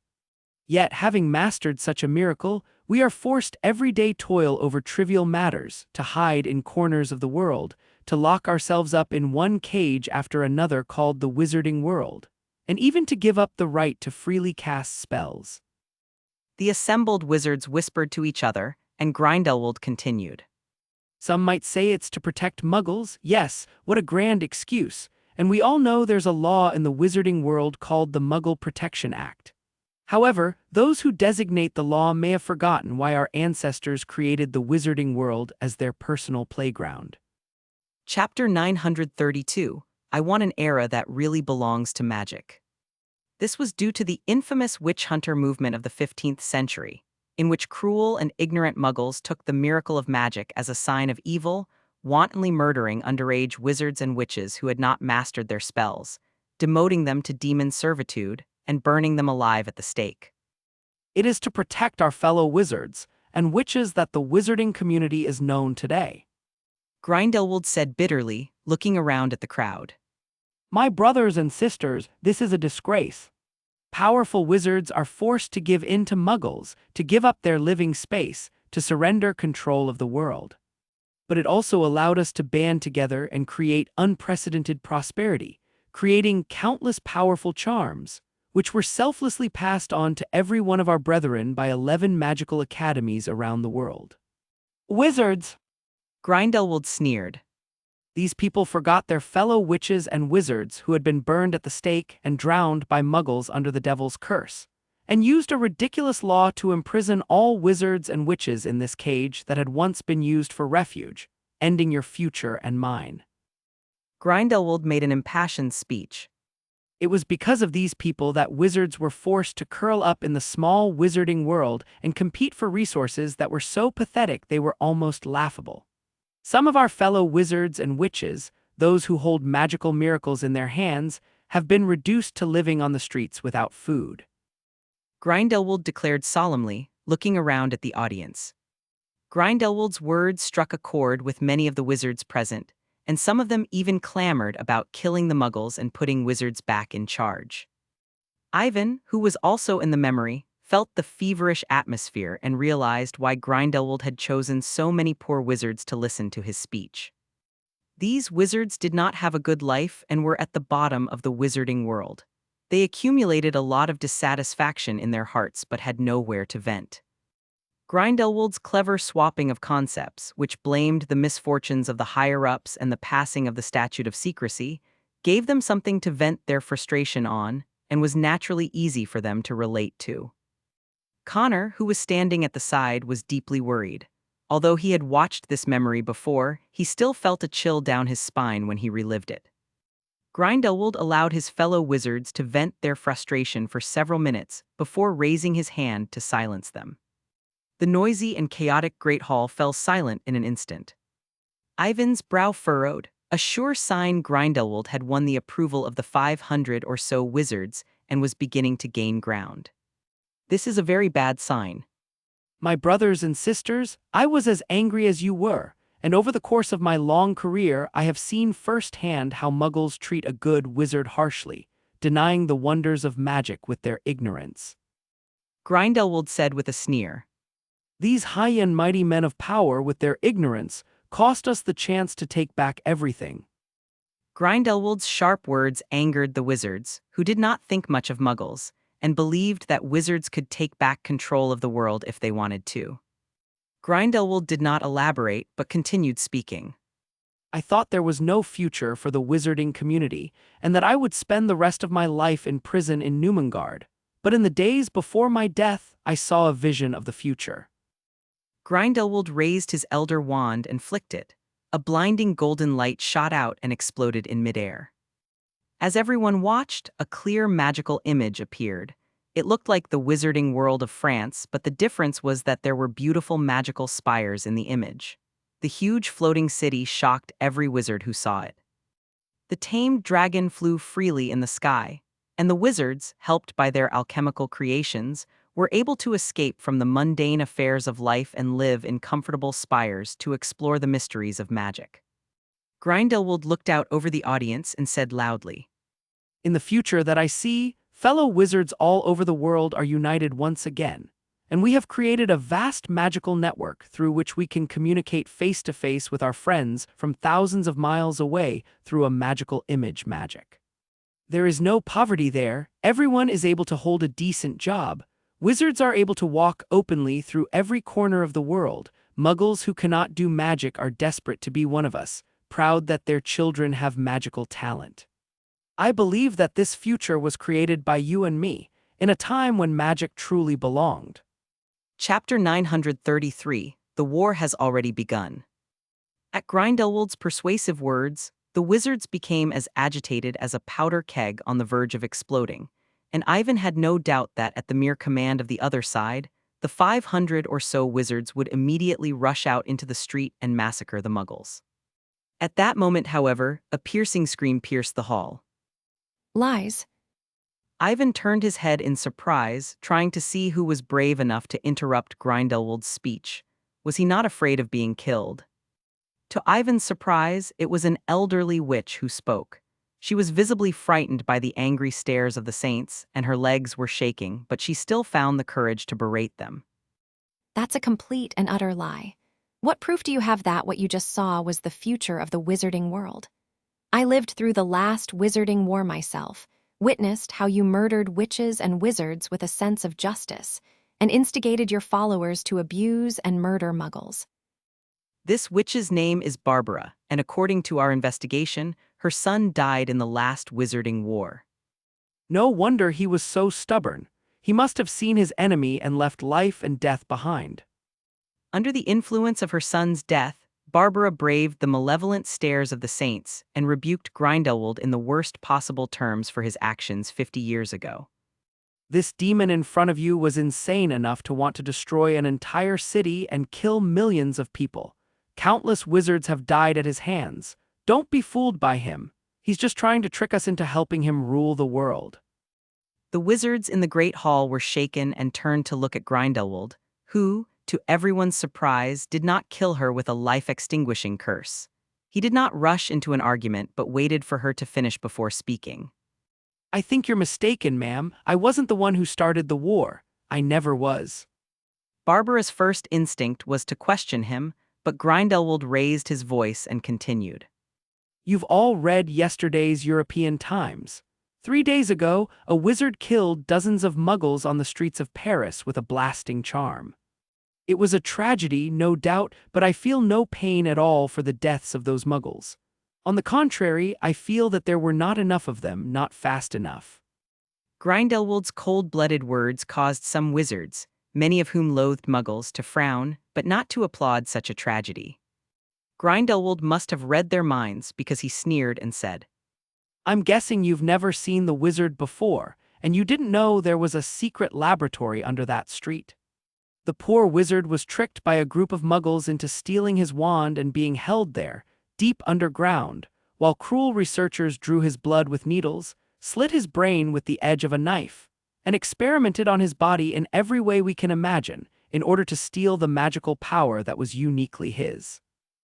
As Grindelwald spoke, threads of memory flew out of his elder wand, filling the room with images that infuriated the wizards present, many of whom nearly threw up when they saw the extreme experiments. Grindelwald proceeded to explain how he had stumbled upon the lab and rescued the poor wizard. Unfortunately, I was too late. Grindelwald said, The poor wizard was driven insane by his experiments, and all I could do was return the wand to him so that he could exact his revenge. Good kill, kill all those disgusting muggles. One of the saints shouted fiercely. Where are the Aurors of the Ministry of Magic? Why didn't those Aurors come to this poor man's rescue before? Said another witch, her hand covering her mouth in grief. We have Muggle protection law, so why not wizard protection law? Shouts of anger rose and fell, and even Barbara, who had been berating Grindelwald, was silenced. Ivan turned to Canal and sighed. Is it true about the wizard? According to the Aurors we sent to investigate, there are a lot of suspicious points. Canal quickly explained. But there are Muggle institutions that imprison wizards for experiments, aren't there? Yvonne didn't think Grindelwald had made the whole thing up. Grindelwald might be hiding something, but he wasn't stupid enough to try to fool the public with something that was completely false. And he knew that Muggle authorities would never do such a thing. In fact, the International Confederation of Wizards has always tried to avoid such incidents, although some of the places you know of are outside our jurisdiction. Canal replied sheepishly. Ivan glanced at him but said nothing more, his gaze returning to the stage. The war was fought long ago, my friends. Muggles who feared and envied the power of wizards and sought to use cruel human experiments to steal magical miracles that were only yours and mine. Grindelwald's gaze swept across the room. They imprisoned our brethren, bound them to test tables, and tortured them to death. This time there is no going back. We have relinquished control of the world, and if the Muggles succeed, every one of our people will suffer the same fate as that poor man. I now implore you to convey my message to your friends and family, to rally together those wizards who are clear-minded and not deceived by the ministry, and to join them as one of us. Of course, I would also like all of you to bear in mind that Muggles are our true enemies, and that wizards should not repeat their mistakes and point their wands at our fellow citizens, let alone wage civil war. Chapter 934, Grindelwald's Plan. The dark space of memory came to an abrupt end and then shattered with a loud bang. Wisps of white mist gathered together again and, guided by the wand, flowed into the vial. The fire in the office was lit again, and Ivan put the bottle aside, still replaying the scenes in his mind. After a moment of silence, he turned to Connor and said, What do you think of that prophecy? I suppose Grindelwald made that up to fool people. Said Canal, his eyes twinkling. We need to be open and honest about this, Director Connor. Ivan raised his eyebrows and stressed the word. From what I understand, Grindelwald managed to predict the Muggles' Second World War during the last Wizarding War, as well as the ultimate weapon they developed, didn't he? Canal was somewhat put off by Ivan's interest in the prophecy and began to regret letting him see it. Previously, he had been worried that she was too young and would be bewitched by Grindelwald's words or the prophecy. This was not impossible. In fact, even some of the most prominent wizards in North America were very interested in Grindelwald's prophecy. I don't think the previous vision was proof of anything. As Barbara said, Grindelwald had no proof that this was the future of the wizarding world. In all likelihood, the other side was just using the prophecy as an excuse to try and recruit us. Connor explained. Ivan naturally read Connor's mind and shook his head, not knowing whether to laugh or cry. I'm not curious about the prophecy, Director Connor. I'm curious about how far Grindelwald's prophecies will go. It's important, Ivan added solemnly. If Grindelwald could have predicted everything he wanted, there would have been no need to fight this war. Everyone would have simply surrendered. There is some information on this at the North American Ministry of Magic, that Grindelwald's right eye sometimes shows visions of the future, but that ability cannot be actively controlled. Can you be sure of that? Yvonne asked, her tone heavy. 90%. When Grindelwald was defeated in the Battle of the Worlds, the International Confederation of Wizards tried him for information, and he gave it. It was highly credible. Connor said slowly. Ivan nodded. Grindelwald had lost everything and was probably devastated. There was really no point in hiding anything. So what are you going to do about Grindelwald? Ivan asked, his head aching. Decapitation tactic. Just find a chance to get rid of Grindelwald himself and everything will be back on track. Connor said bluntly. As long as this pillar died, no matter how many believers were bewitched, they would not be able to cause much trouble. Other than that, there was nothing they could do. He couldn't arrest everyone who had been to the party, could he? What a joke. Canal was certain that it was not Grindelwald's first speech in Europe, where he estimated the number of followers to be in the thousands. They were also ordinary wizards who had been bewitched and did not know too much. How could they catch them? If things went wrong, there would be chaos. Connor sighed, then remembered another piece of information and said hesitantly. Also, there was an operation against Grindelwald in France last night. They knew in advance that the other side was planning to hold a rally somewhere in Paris and sent 70 elite Aurors to capture them. And what happened? Yvonne asked, not expecting much. It's not great, but nobody died. Canal replied. Oh, they got away with it. Yvonne was surprised. No. Connor's expression was suddenly odd. Grindelwald released them all. He was shocked when he received the news last night. For one thing, the French Ministry of Magic went rogue and carried out the raid without informing the League of Nations. Secondly, according to the report, Grindelwald did not ask his followers for help during the rally. He single-handedly defeated the 70 or so elite Aurors and captured all of them in front of hundreds of followers. However, he did not kill any of them. Instead, he released all of them. They really let them all go. Yvonne asked, feeling her skin crawl. Grindelwald was going to be tougher than he thought. He was clearly putting on a show, presumably to change the public's perception of him and to confirm what he had said during his speech, that even his enemy Grindelwald would forgive him for being a fellow wizard. It looks like all the publicity the European Times has put in over the last few months has been for nothing. Ivan muttered to himself. All the newspapers in Europe had gone to great lengths to dig up Grindelwald's dark past in an effort to put him down, but Grindelwald had foiled the plot so easily. As a result, the Brethren were less likely to believe the truth of what was shown in the European Times, as Grindelwald had shown them the truth.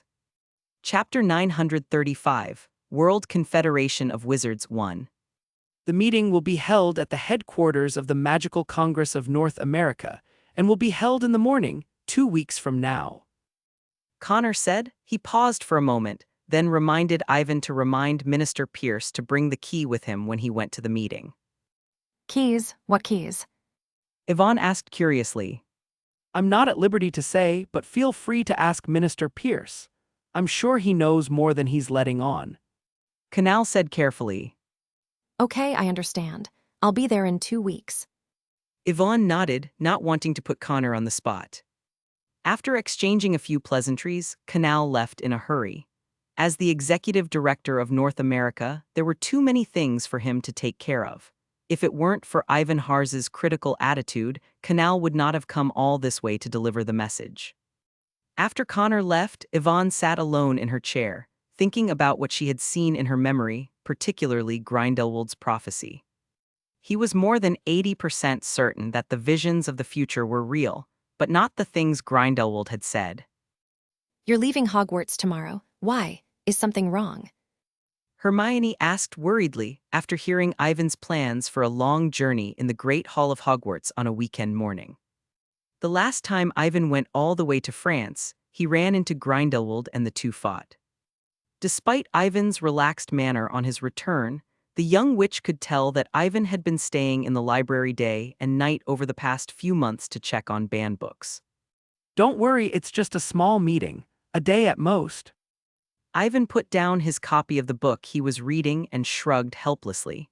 It wasn't every time he went out and got into one of those terrible things. A meeting? Hermione's mind raced, and then, as if she had just remembered something, she pulled a newspaper out of her wizarding robes and pointed to the front page. This isn't a joint meeting of wizards from this world, is it? How is that possible? Retorted Ron, not waiting for Ivan to speak. I heard from Dad that it was the highest-level wizarding meeting in the entire wizarding world, and only the heads of the various ministries of magic are eligible for invitations. As soon as Ron finished speaking, a grayish-white owl flapped its wings and flew in from the entrance hall, carrying an envelope with the League badge to Ivan. Make sure you keep it a secret. The meeting will be held at the headquarters of the Magical Congress of North America and will be held in the morning, 2 weeks from now. No way, they really invited you. If this invitation has the right name, then yes. Ivan said, tucking the envelope away. But Ron stammered, still in disbelief. Unlike Harry Potter and Hermione Granger, who were Muggle-born and had limited knowledge of the wizarding world, Ron was well aware of the significance of the World Confederation of Wizards meeting, which was a gathering of truly important people, with heads of state from all over the world and top players in their fields. He had previously heard from George and Fred that Percy Weasley had dreamed of following Minister Pierce to the World Confederation of Wizards to see the world, and had spent several days begging people to speak for him. Even so, Percy Weasley was content enough to use it as an excuse to show off, and the family celebrated. And now Ivan had received an invitation alone. who knows? It's just a meeting. Maybe I was dragged along by Minister Pierce. Chapter 936, North American Magical Congress.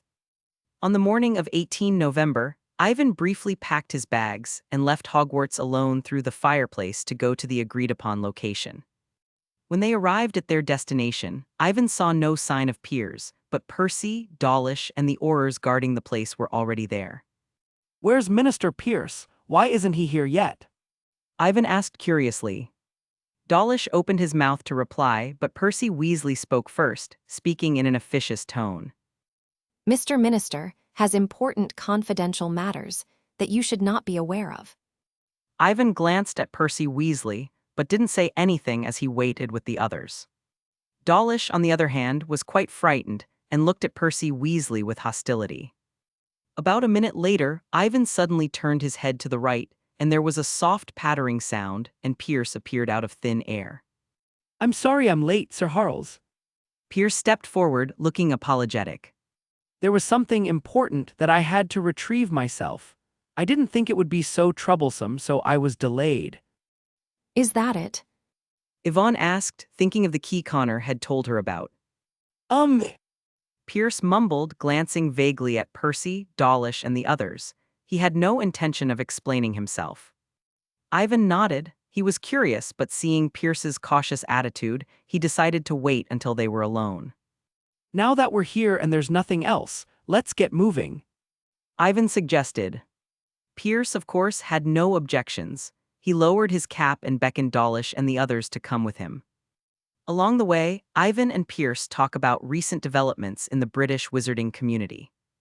Despite the fact that the British Isles were considered a haven compared to the chaotic continent of Europe, Grindelwald did not immediately extend his influence to the British Isles, either out of fear or because he was otherwise occupied.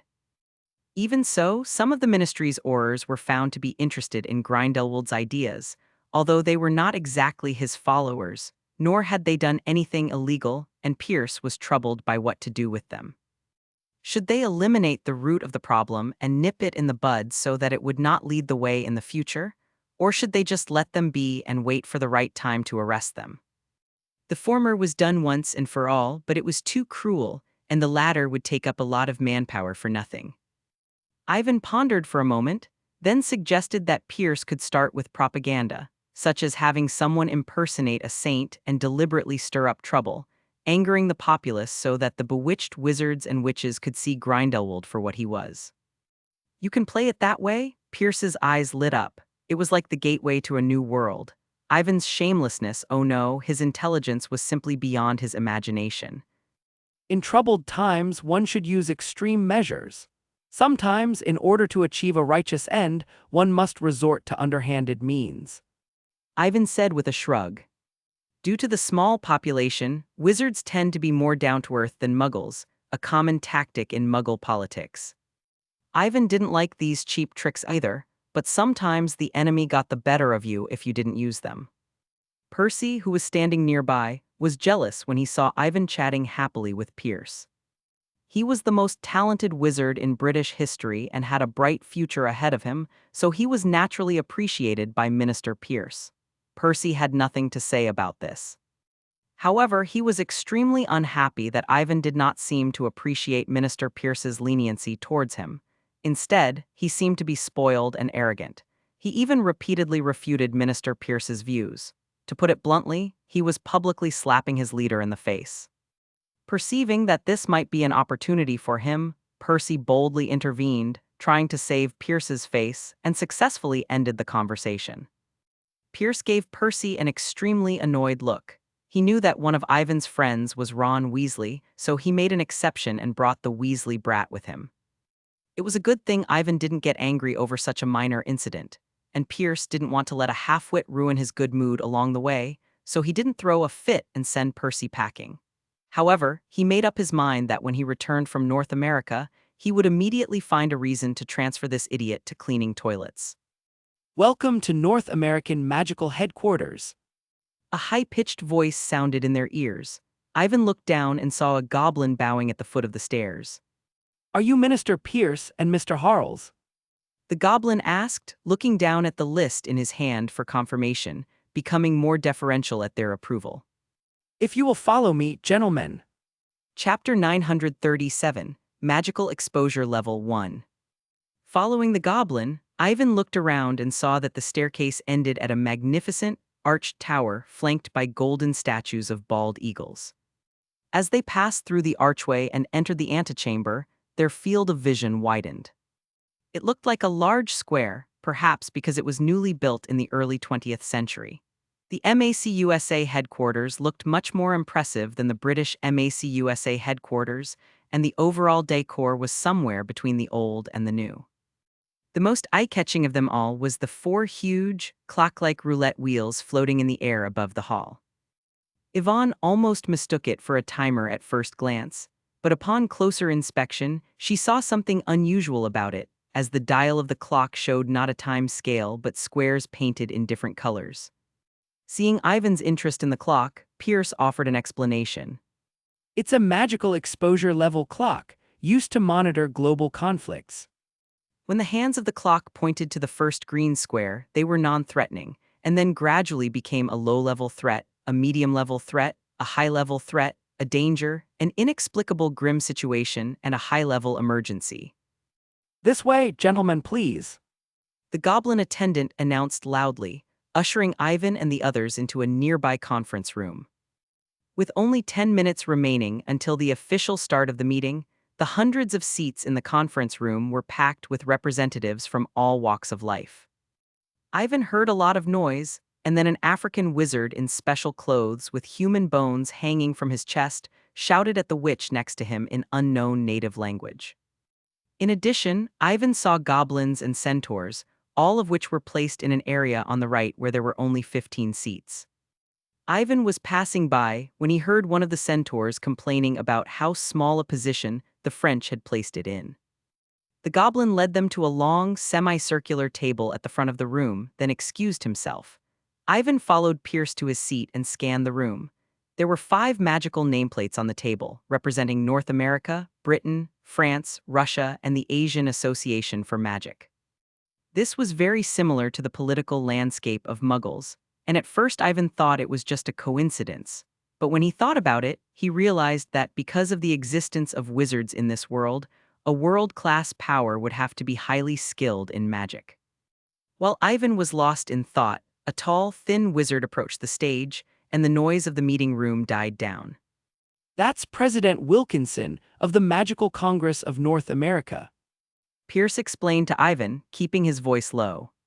Ladies and gentlemen, welcome to the World Confederation of Wizards. Wilkinson's deep voice, amplified by the resonant charm, drowned out the last of the whispers and attracted everyone's attention. I'm sure you've all heard the purpose of this early meeting. There is a new crisis in the wizarding world. Gellert Grindelwald, who started the Wizarding War more than 50 years ago, has escaped from the prison of Nurmengard 7 months ago. In recent months, he has gathered thousands of followers in the European wizarding community and is plotting to start a war between Muggles and the wizarding world. As Wilkinson explained, he pointed his wand at the giant screen behind him, and a series of images appeared, all of which contained information about Grindelwald, as well as photographs of the conflict, as well as restored memories of the events that had transpired in the past few months. The final image was of Grindelwald beating up 70 elite French aurors and arresting them all. There was an uproar among the wizarding representatives when they saw this. Many of them knew about Grindelwald's escape, but none of them could have predicted that he would be able to develop his power to such an extent in just 7 months. Grindelwald's power was beyond the imagination of many wizards, and they could not believe that anyone could be so powerful. Ivan turned slightly to look at the table next to him. The French minister's face was frighteningly dark, and he probably regretted giving this memory to MACUSA. Silence! Wilkinson repeatedly waved his wand, sending magical beams of light into the sky, which took a while to quiet the noisy meeting room. After clearing his throat, Wilkinson got down to business, suggesting that all countries join forces to share information and form a special response force to deal with the crisis and bring Grindelwald to justice. Ivan nodded to himself, thinking the meeting would probably work out soon. The problem Grindelwald poses is not one region or country, but a crisis for the entire wizarding community. And if one chooses to ignore or even stand idly by, the consequences will be irreparable. We all know what the French are best at, and the fact that you sent so many elite aurors only to be defeated by Grindelwald does not surprise me. Chapter 938, The Terrifying Resurrection Stone. The room erupted in laughter at the Russian minister's words, and the French minister was so angry that he almost slammed the table and left. We're having a meeting in the morning. Ivan couldn't help thinking it was a waste of time. Pierce shook his head and glanced at the goblin leading the way.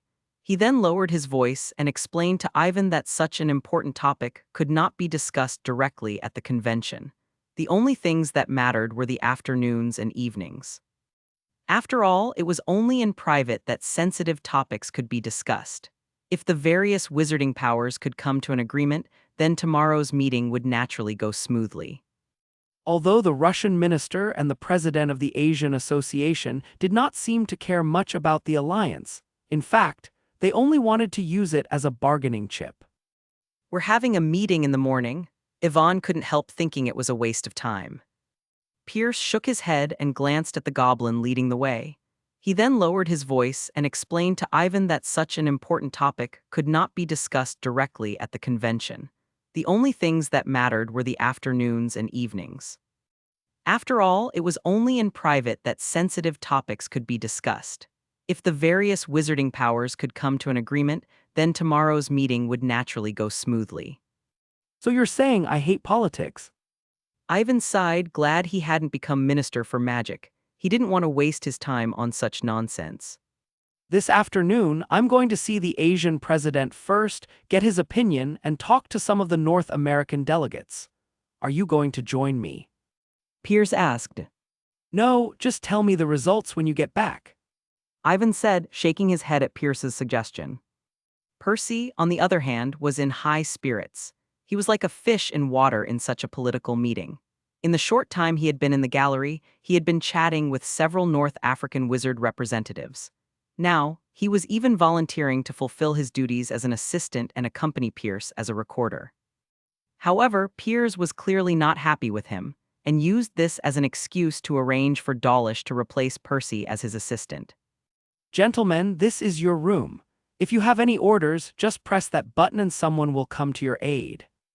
The goblin led Ivan and the others into a lounge and pointed to a red button on the wall. It was said to be a room, but in fact, it looked no different from a room. The space was divided into 2 floors with 5 bedrooms, 2 bathrooms, and a living room. After a morning of bickering, Pierce was exhausted. After lunch, he went back to his room to rest. Later, he would have to wrangle with the wizarding representatives. Alone in the bedroom, Ivan took the suitcase from the goblin's servant and rummaged through the thick books. However, these books did not have much to do with magic, as they contained information on Deathly Hallows that he had gathered over the past few days. Among them are Great British Magical Matters, Modern European Who's Who, and other generally credible official books, as well as many unofficial histories, novels, and even more absurd legends. The most common mention of this information is the Elder Wand, which kills wizards every few decades or century, or claims to have the most powerful wand in the world.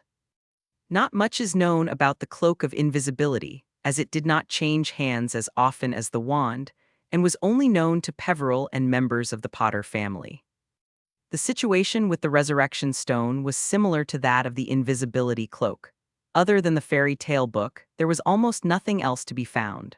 Ivan had no choice but to open the book that Topples had previously obtained, which contained information on the Gaunt family tree. Will the head of the house die young? Ivan gently touched the old parchment in front of him and looked at the names on it, lost in thought. From the information on the family tree, it seemed that the previous heads of the House of Gaunt had lived very short lives, none of them past the age of 50, which was strange among the generally long-lived wizarding community. Some had even died mysteriously within a year of being head of the house. The cause of death was... Chapter 939, The Dead Returns. Craig, Hales! said Nicholas Flamel, glancing at the alchemy decoration on Ivan's right hand. I'm sorry I couldn't protect your grave. Ivan said, looking apologetic. No, you've done well enough. When I brought the resurrection stone into the graveyard, I expected something like this to happen, said Nicholas Flamel soothingly, shaking his head. He then turned to Dumbledore and said teasingly, If anyone should be blamed, it should be Albus. Ivan also turned to look. You can't blame me for that, since I didn't let him break into your chamber. Dumbledore looked exasperated, then changed the subject and turned to Ivan. How is Grindelwald? Thanks to you, he managed to escape from the prison at Nurmengard, and is now planning to stir up even more trouble. Ivan explained, raising his eyebrows. So he does not intend to keep his promise. Dumbledore muttered to himself, but did not seem surprised. What exactly was your agreement, Professor? Yvonne asked curiously. I needed his help with the final arrangements, and in exchange, I removed all restrictions on Grindelwald so that he would be comfortable for the rest of his life. Dumbledore said slowly. Is that all? Nothing more? Ivan asked, frowning. Dumbledore merely smiled and did not reply. Before Ivan could ask any more questions, Orlando approached him, his right hand trembling as he tried to stroke Ivan's head. It was clear that the resurrection stone did not grant them a physical form. Their bodies were still illusory, but they appeared to be normal.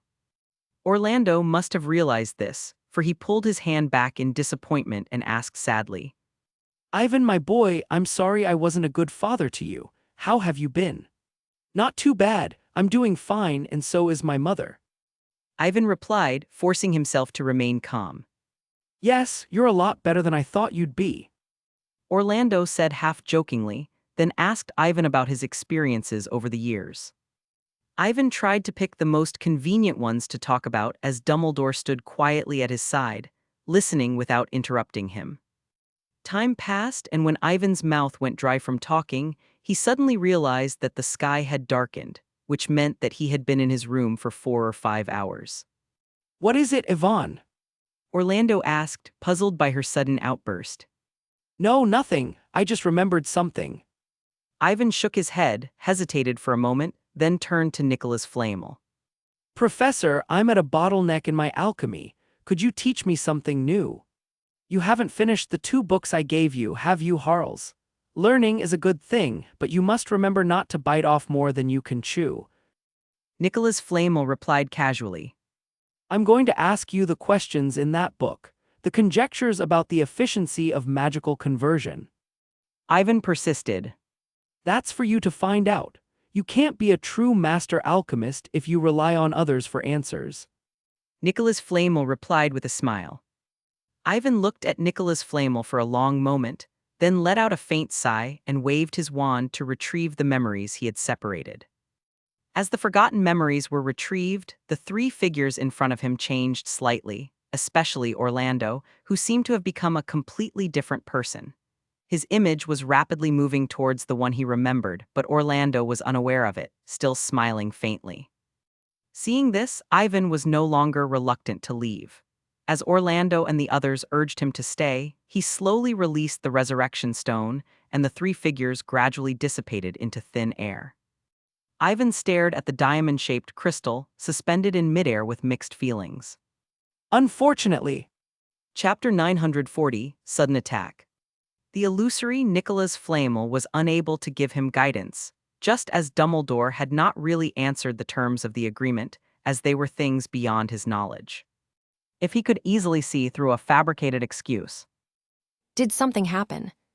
Yvonne asked, confused. I don't know. I heard there was an attack. Pierce looked ahead, his expression grim. Dawlish and the others immediately stepped forward to part the crowd, clearing a path for Ivan and Pierce. Directly in front of the crowd, a wizard with the body of an iron tower lay on the cold, hard floor. He did not appear to be injured, but Ivan could tell that he was dead. It was the death curse. Let me go. I didn't do this. Ivan heard a familiar cry and turned to see Percy being pinned to the ground by several Aurors, wailing in panic. Percy, what's going on? Pierce snapped, sensing something was wrong. I don't know. Percy cried, seeing Pierce as his savior. The Russian wizards surrounded him with hostile looks on their faces. The leader of the group was extremely angry. He pulled his wand out and pointed it at Percy, who was lying on the ground, tightly bound. Is he a British wizard, Minister Pierce? Pierce scowled at Percy but tried to explain. Yes, he was a British wizard, but I don't think Percy was responsible for your minister's death. He had no reason to do such a thing, let alone the ability to do it. There may be some misunderstanding. Misunderstanding? I don't think there's any misunderstanding. We just used the flashback charm on his wand to detect traces of the death curse. It was clearly you British wizards who killed our minister. The leading Russian wizard shouted angrily, trying to rush forward and grab Pierce by the collar. However, Dawlish and the others did not let him get away with it. They stood in front of Pierce like a wall, but their actions irritated the Russian wizards and they pulled their wands out of their belts. Stop it, all of you! Just as a fight was about to break out, Connor arrived with a large group of Aurors, accompanied by President Wilkinson. However, the Russian wizards were not impressed, and very forcefully demanded that Wilkinson give them justice, or they would return the favor. Looking at the body on the ground, Canal instantly understood the gravity of the situation. My friends from Russia, please calm down. We all know how strong Minister Igor is, so I don't think this Percy is capable of killing him quietly. It's impossible to fight him head-on, of course, but it's a different story if he's up to no good. The leading Russian wizard said coldly, pulling Percy off the ground and throwing him in front of the crowd. Most importantly, we detected traces of the use of the killing curse in his wand. Wilkinson signaled to the Auror beside him to re-examine Percy's wand. The Auror nodded, took the wand from the Russian wizard, pointed it at the sky, and cast a flashback charm.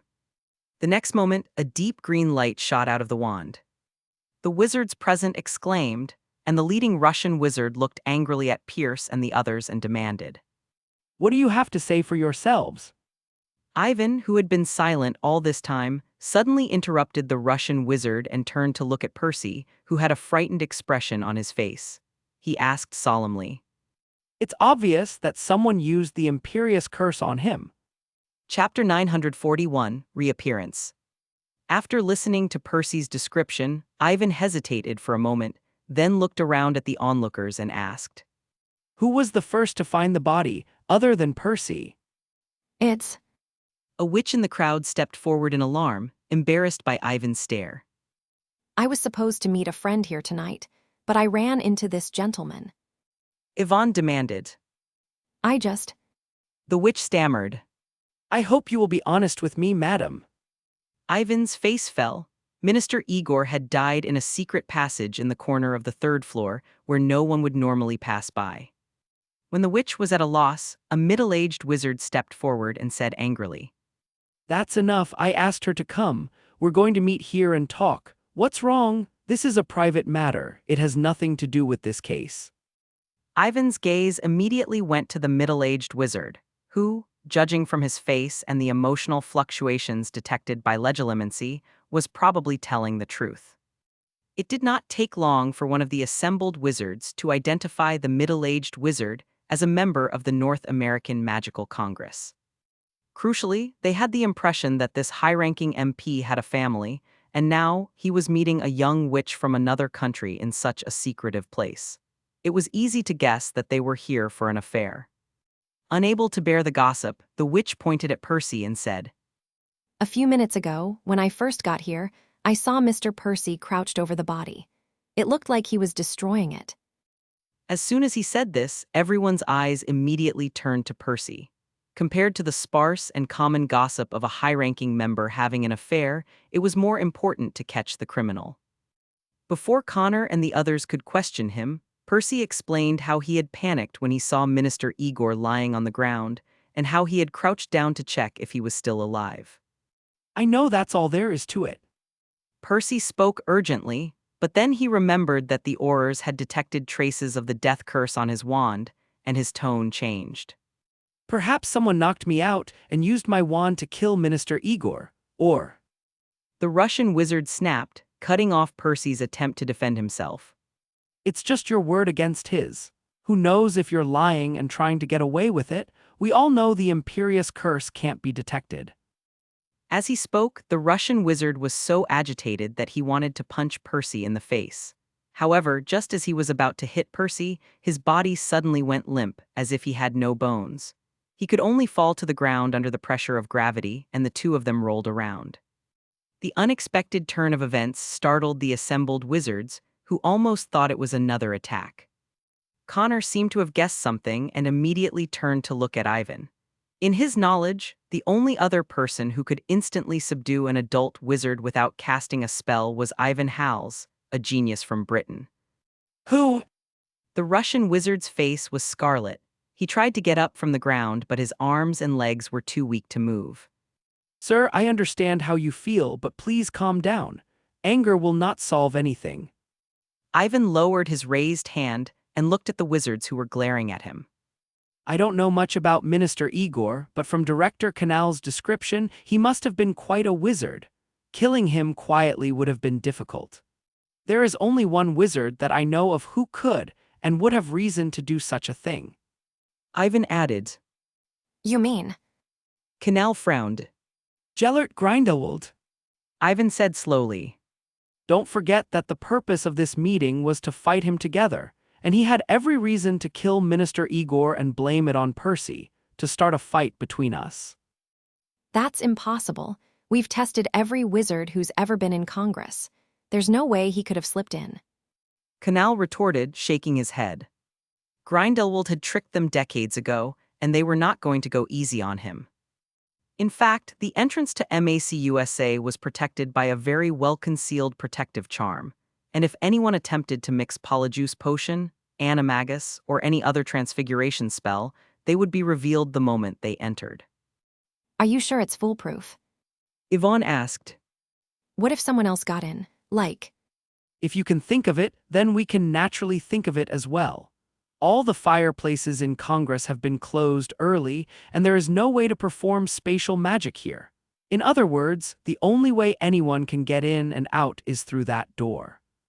Wilkinson replied in a low voice. What about the Aurors and goblins that were originally in Congress? Ivan asked suddenly. The Aurors in charge of maintaining order looked offended, and one of them, who was the leader of the group, said unhappily. Are you suspecting us? I'm just saying it's a possibility. Ivan said noncommittally. Wilkinson glanced at Minister Igor, who was lying on the floor, and then at the agitated Russian wizards. I'll get to the bottom of this. Ivan nodded and was about to say something else when the crowd parted, and several wizards in fancy dress hurried over to Igor's body. After a moment's discussion, they waved their wands and chanted in unison. Scenario reenactment. Chapter 942, The Disappearing Key. Scenario reenactment. Wisps of golden mist emerged from their wands and spread out in all directions. The surrounding wizards retreated again and again, clearing a space of about 30 square meters. A moment later, the golden mist condensed into an illusory figure, undoubtedly Minister Igor. Ivan was relieved to see this. He had almost forgotten that the North American Magical Congress of America possessed a magical ability to track magical traces. The truth then would soon be revealed. Percy was apparently thinking along the same lines, his eyes wide open, not wanting to miss a single thing.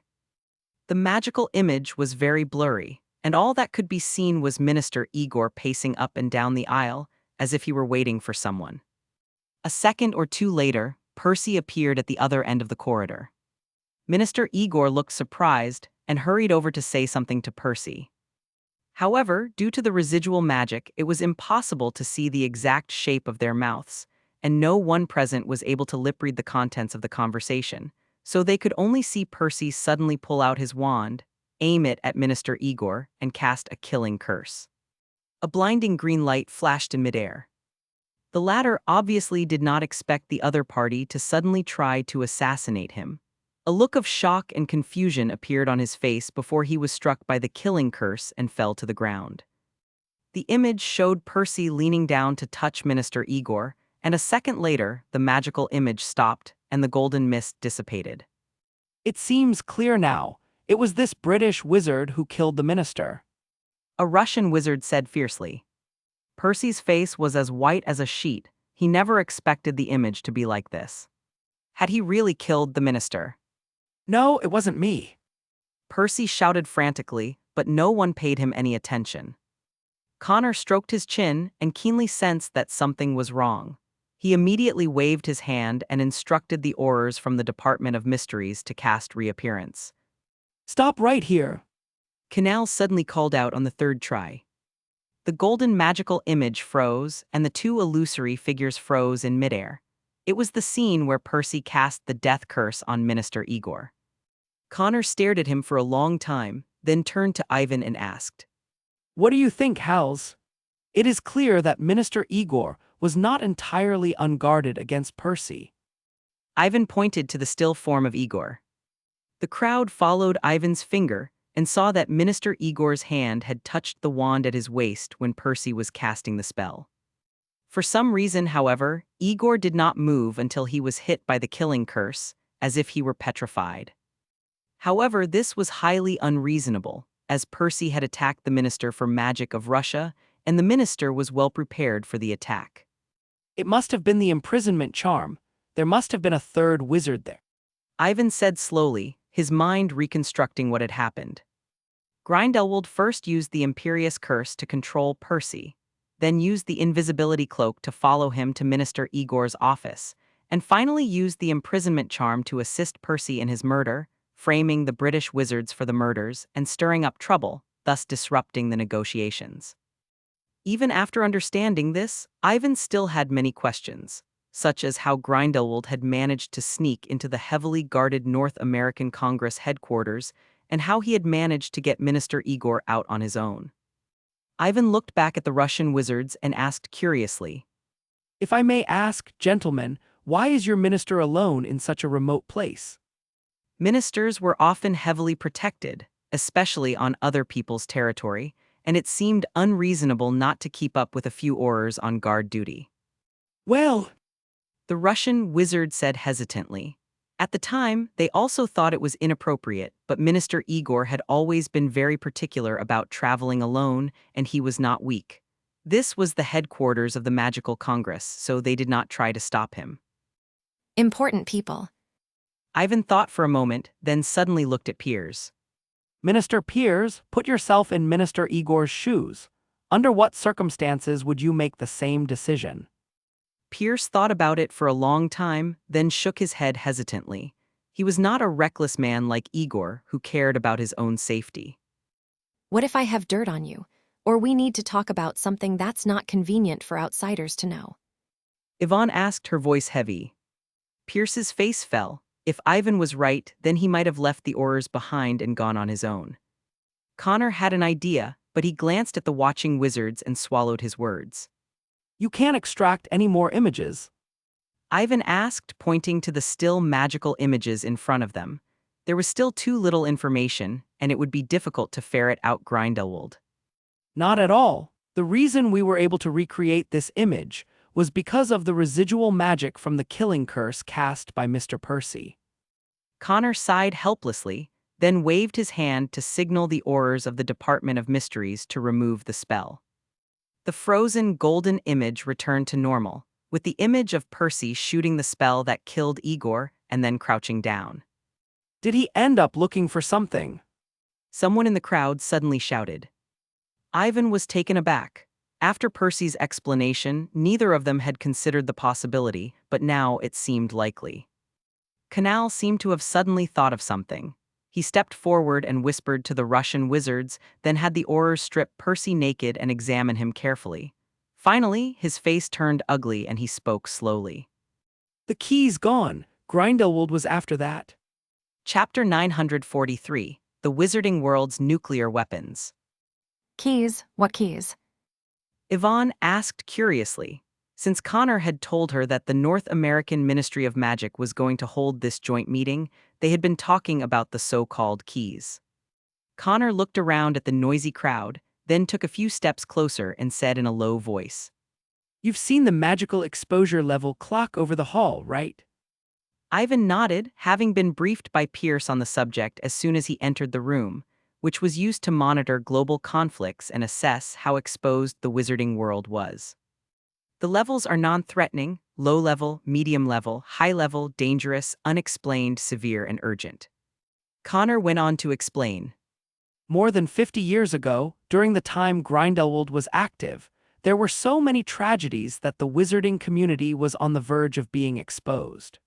One of the most dangerous was the Obscurial Affair, when every muggle in New York witnessed the existence of magic and a war between two worlds nearly broke out.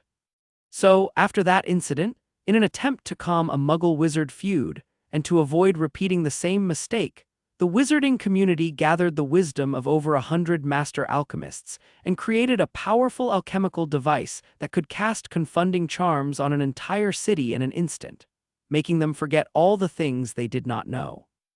Connor explained solemnly. But it also distorts their minds and causes them to kill each other. Ivan murmured, rubbing his chin. The key must have been used to activate this alchemical device. No wonder Connor and Pierce were so cautious about it. It was almost like a wizarding nuclear weapon. If the radicals of the wizarding community were to learn of the existence of this alchemical device, they would raise their voices about wizard-controlled worlds. However, Ivan guessed that it would take a lot of magic to activate such a powerful alchemical device, so it was impractical to try to control all of humanity with it, or wizards would not have to be so careful about hiding themselves. There's probably more than one key, isn't there? Yvonne asked, remembering that Canal had reminded her a few weeks ago to tell Pierce to bring a key, and that the Russian minister now had what appeared to be another key. 5 in all. Pierce said slowly. It didn't explain which 5 people had the keys, but Ivan had an answer, as evidenced by the number of seats in the meeting. The key was split into 5 pieces, presumably to prevent the holder of the key from deciding to walk alone, due to the irreparable consequences of their ambition and selfish desires. 5 sets of keys to the leaders of the 5 wizarding powers ensured that the alchemical device would only be activated if the wizarding world really needed it. In that case, the recent attacks were probably not a coincidence, but a plot by Grindelwald to get them to hold this meeting to collect the key and gain control of the object. And who suggested that you bring your keys with you to this joint meeting? Yvonne asked again, this time under suspicion. It's the French minister, Said Canal hesitantly. The crowd immediately turned to look at the French minister, who frowned in displeasure. It is true that I suggested this meeting, but that is because Grindelwald has caused a great deal of unrest in Europe, and if left unchecked it is likely to get out of hand, so we need to clean up several key cities in France. Ivan stared at the French minister for a long time, then looked at the French Aurors. Although he could not see any flaws, he was still suspicious. Grindelwald had been active in France for some time, and he would not have believed that the French Ministry of Magic had not been infiltrated in the past 6 months. What about Mr. Iris? He's probably one of your henchmen. Didn't you bring him with you this time? Yvonne suddenly thought of the wizard she had met at the French Ministry of Magic, the one who could pose a slight threat to her. At first, he suspected that she might be one of Grindelwald's saints, but he could not be certain, as there was nothing suspicious about Iris's record. He had worked for the French Ministry of Magic for over 10 years and had helped Aurors capture many saints. Of course not. Iris needs to stay at the French Ministry of Magic and take care of things in my place. The minister said impatiently. He needed to ensure that he still had absolute control over the ministry in his absence, so it was impossible to bring all his cronies with him when he went out. Ivan let the minister's explanation sink in. He could tell that the minister was not lying, and without sufficient evidence, he would not be able to convince the North American Congress to investigate a minister and his entourage from a magical nation. There was a great deal of discussion among the assembled wizards, and a stalemate ensued. Seeing that the investigation was going nowhere, several Russian wizards immediately turned their attention to Percy, intending to convict the British wizard who had killed Igor, before deciding to arrest the possible culprit. Completely stripped to his underpants, Percy lay curled up on the floor, shivering under the condemnation of the Russian wizards. It was only because Pierce was wary of Percy being a British wizard that he defended him. By common law in the wizarding world, if a wizard is under the influence of the Imperious Curse, he or she is considered a victim, and the crimes committed during this period are considered non-existent. However, the Russian wizards were not impressed. The Imperious Curse was a very secretive spell, and it was impossible to determine whether a wizard had ever been afflicted with it before. I'm sure Mr. Percy would be happy to take Veritaserum or be tortured to prove his innocence. Chapter 944, Clue and 5 Keys. After Percy was captured by the 2 Aurors, the crowd in the corridor dispersed.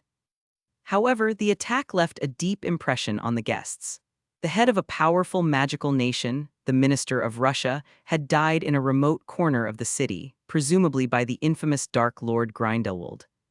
The combination of these 2 points made it difficult to sleep. Were it not for Wilkinson's repeated assurances that the North American Congress would put in extra security for all of them, some of the more elitist wizards would have fled. At 10 o'clock that night, Canal wearily reported to the minister's office. Any luck with the investigation? Wilkinson asked as he sat at the head of the table and tapped his fingers on it. Connor shook his head. Percy had told him everything he could and shouldn't after taking the truth serum, but they hadn't been able to get any new information. I've sent people to check on the Aurors and goblins who have been on guard duty recently. There's nothing wrong with them. Connor added, That's strange, then.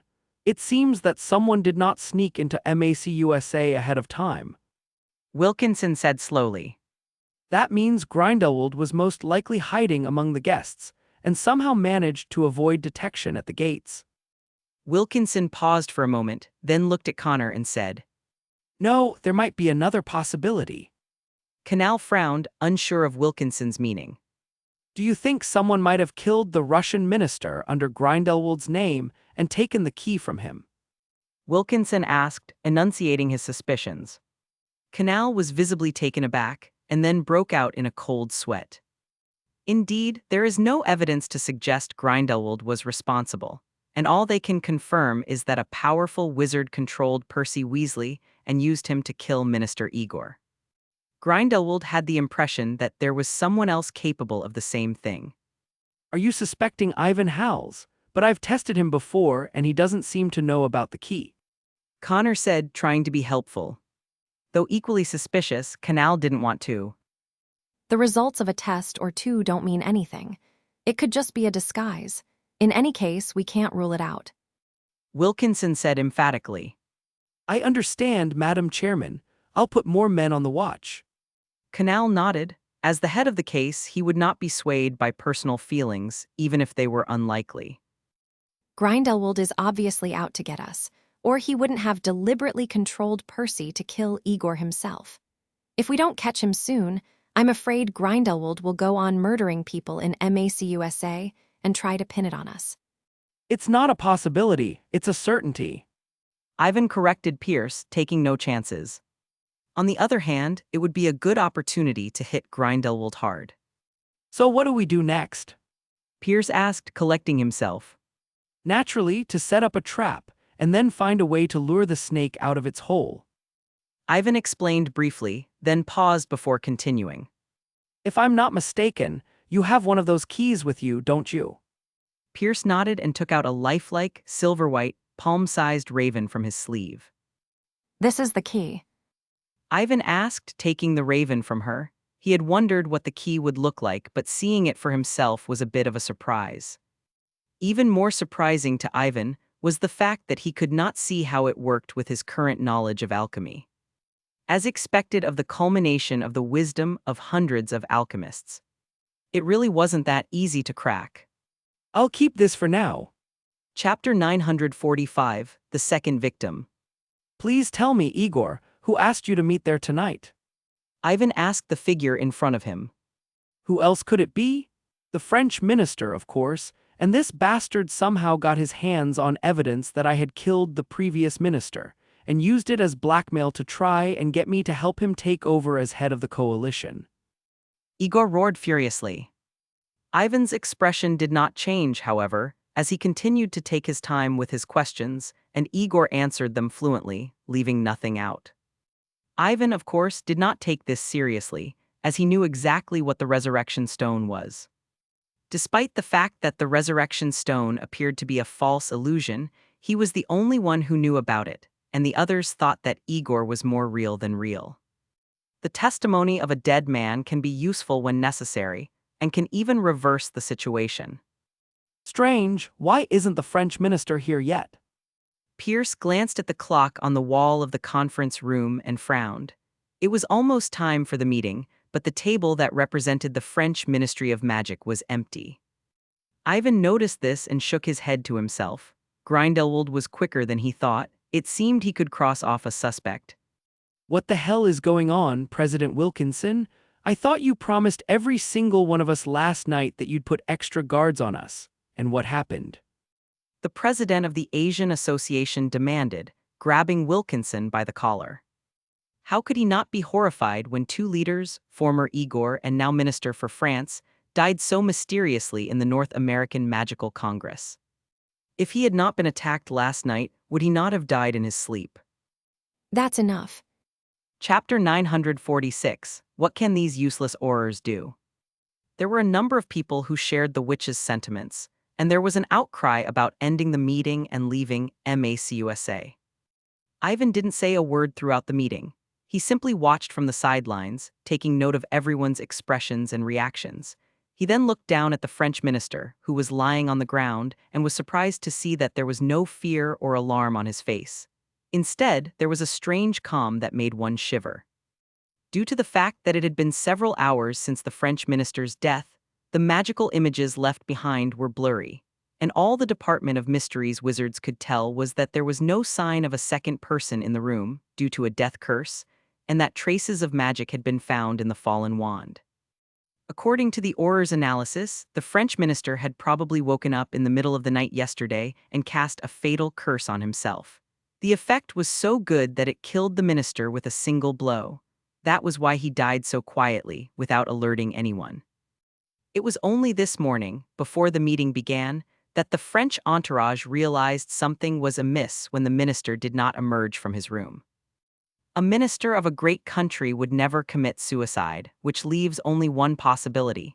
The minister, like Percy, was under the imperious curse. Silence! Wilkinson raised his hand high, his voice rising with the aid of the resounding spell, drowning out the noise and attracting the attention of the crowd. Ladies and gentlemen, I implore you to calm down. This is a plot by Grindelwald to divide us. He killed Russia and the French minister with the intention of using violence to bring us to our knees. If this meeting were to end in a hurry, it would only make the opposition more arrogant. Wilkinson tried to calm them. However, the wizards around him were not impressed, and a middle-aged wizard questioned him acidly. Are you going to make us all stay? Madam Chairman, what about our safety? Who can promise us that? These worthless Aurors, 2 people have died and they can't even find the killer. The wizard's words caused the Aurors on guard duty to blanch, but they could not argue as they had yet to find any clues. Wilkinson said slowly. One day. Wilkinson's repeated attempts at persuasion managed to calm the panicked wizarding representatives, and since MACUSA had promised to do so, they knew better than to push too hard. On the other hand, Connor seemed worried. Wilkinson was far too full of himself. He did not think that they would find any decisive clues or evidence in a day. What would they use to justify themselves? It must be noted that the ministers of the 2 great powers had died in the hands of the North American Magical Congress. If they failed to capture Grindelwald, they would have to face censure from both sides. Or did President Wilkinson actually have an idea? Searching a large area of memory was impossible. Although legilimency could detect if a wizard was under the influence of the imperious curse, it required an in-depth memory search to find the anomaly. Every one of the representatives present was an elite or even a leader of their profession, and their memories were extremely precious. Even if he dared to speak of this proposal in public, he would drown in everyone's saliva. However, he could not think of another way to capture Grindelwald in a short period of time. He could not possibly use Wilkinson, Pierce, and the others as bait, could he? These big shots were each more afraid of death than the other. Mr. Bruno, did you notice anything unusual in the lounge last night? Bruno hesitated, shaking his head, but then he seemed to think better of it and said gloomily. The minister was discussing Igor's murderer with us last night. He suspects that someone is trying to murder Grindelwald in Grindelwald's name. Don't forget, this is the headquarters of the Magical Congress of North America. There's no way Grindelwald could have sneaked in without being seen. How is that possible? Who else could have killed 2 ministers so easily? The president of the Asian Association of Wizards demanded, frowning. He was well aware of Igor's prowess as a dueling master of Russia prior to becoming minister, and the fact that the murderer was able to immobilize Igor with an imprisonment charm was not something an ordinary wizard could do. Of course there is. In fact, one of us was an extraordinarily talented wizard who managed to escape Grindelwald. Bruno said, keeping his eyes on Ivan. Where were you last night, and in the afternoon, Monsieur Harles? In the withdrawing room, of course, where there are many witnesses. Ivan explained slowly. Pierce, Dawlish, and the others immediately nodded, willing to put their reputations on the line for Ivan. They're English wizards, of course they'll speak up for you. Chapter 947. He's the only one who can fight Grindel. Wait! The president of the Asian Association of Wizards asked, looking at Bruno in confusion. He was even more baffled when Wilkinson, Pierce, and the others seemed to acquiesce. Captain Bruno, please show some evidence before you try to frame someone else. I think you've forgotten that there was another attack on the Magical Congress of North America last night. I'm sure Director Canal had enough men patrolling the grounds at night. That's right, I've got 3 large groups of Aurors patrolling the corridors, and I've got lots of security enchantments set up in secret places. Connor said solemnly, which was what made him suspicious. He was well prepared for the possibility of another attack, as hundreds of Aurors from the Magical Congress of North America patrolled the compound day and night. Unfortunately, none of these preparations seemed to have worked. The French minister still died in his room without a sound. The only clue was that he was under the Imperious curse. With all these Aurors and protective enchantments, the chances of an outsider infiltrating the common room are close to nil. On the contrary, I suspect you are the ones responsible for the murder of the French minister. Ivan enunciated each word clearly. The crowd turned to look at Bruno and the others with suspicion. Ivan had a point. Only a trusted squire like Bruno could cast the Imperious curse on the French minister so easily. Nonsense, we would never do that. A French Auror shouted angrily, his face red with anger. Ivan's words were an affront to their duty. Bruno did not hesitate. Each and every one of us can be tortured by Veritaserum and tested for memory to prove our innocence. However, I would also like to request that MACUSA conduct a memory search on Monsieur Harles. Ivan frowned, somewhat surprised. Memory was a person's most precious and most private possession, and he had not expected Bruno to go to such lengths to clear his name. Could he have been wrong and Grindelwald had not come in disguised as a wizard from France, and Bruno and the others were safe? But if that was the case, when had the minister been brought under control? Not before he came to the meeting. Do you agree with Mr. Bruno? Of course not. Yvonne snapped. Everyone's memory is extremely private, as I'm sure you all know. If that's what you're concerned about, Mr. Harles, I can assure you that the legilimens of the MACUSA will erase whatever they're not supposed to know with memory charms after they've searched their memories. Wilkinson explained. I'm sorry, Mr. Chairman, but I don't trust anyone. Yvonne interrupted him. The atmosphere in the corridor turned chilly as the MACUSA Aurors tightened their grip on their wands, and Bruno and the others became excited, as if they had been caught red-handed.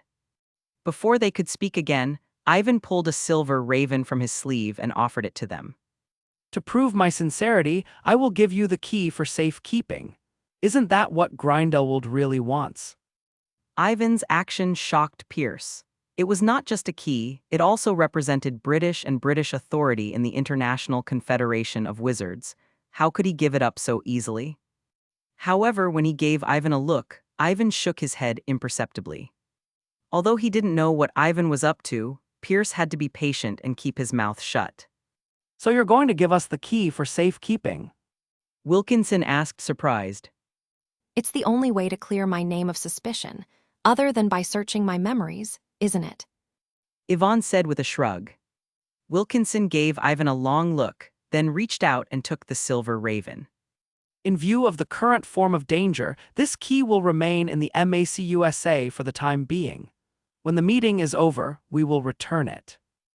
As he spoke, Wilkinson summoned several Aurors from the Department of Mysteries to verify the authenticity of the key.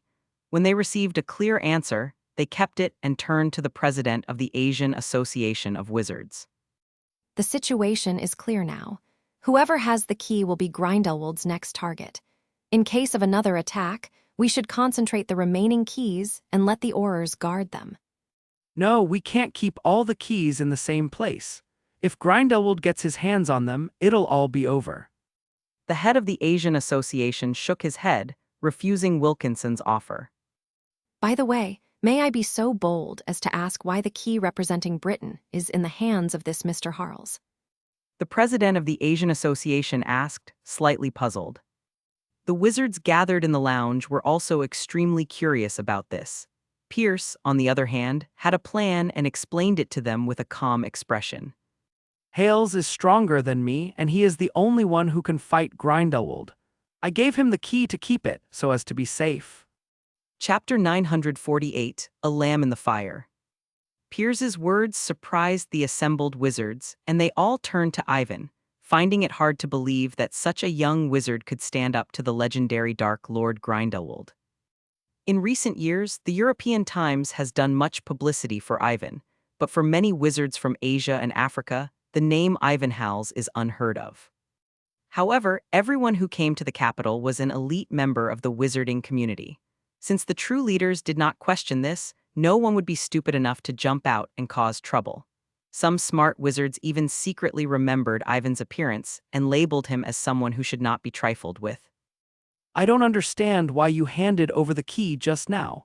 It's a very important document. Ivan said slowly. So you have a plan. Pierce asked eagerly. How could he not be worried when, in the short span of a day since their arrival at the Magical Congress of North America, there have been 2 attacks and the deaths of ministers? Not to mention the fact that the President of Congress was now suspicious of them. If they couldn't find a way to get to Grindelwald, something terrible would happen. Minister Pierce, what do you think of MACUSA's security? Any loose ends? Pierce considered this for a moment, then shook his head. The Aurors of North America have done everything they can, and even we would not have been able to arrange it better. Ivan sneered. Pierce paused, his brow furrowing. Are you suggesting Grindelwald might have controlled or disguised himself as a high-ranking MACUSA official? But, Pierce said, puzzled.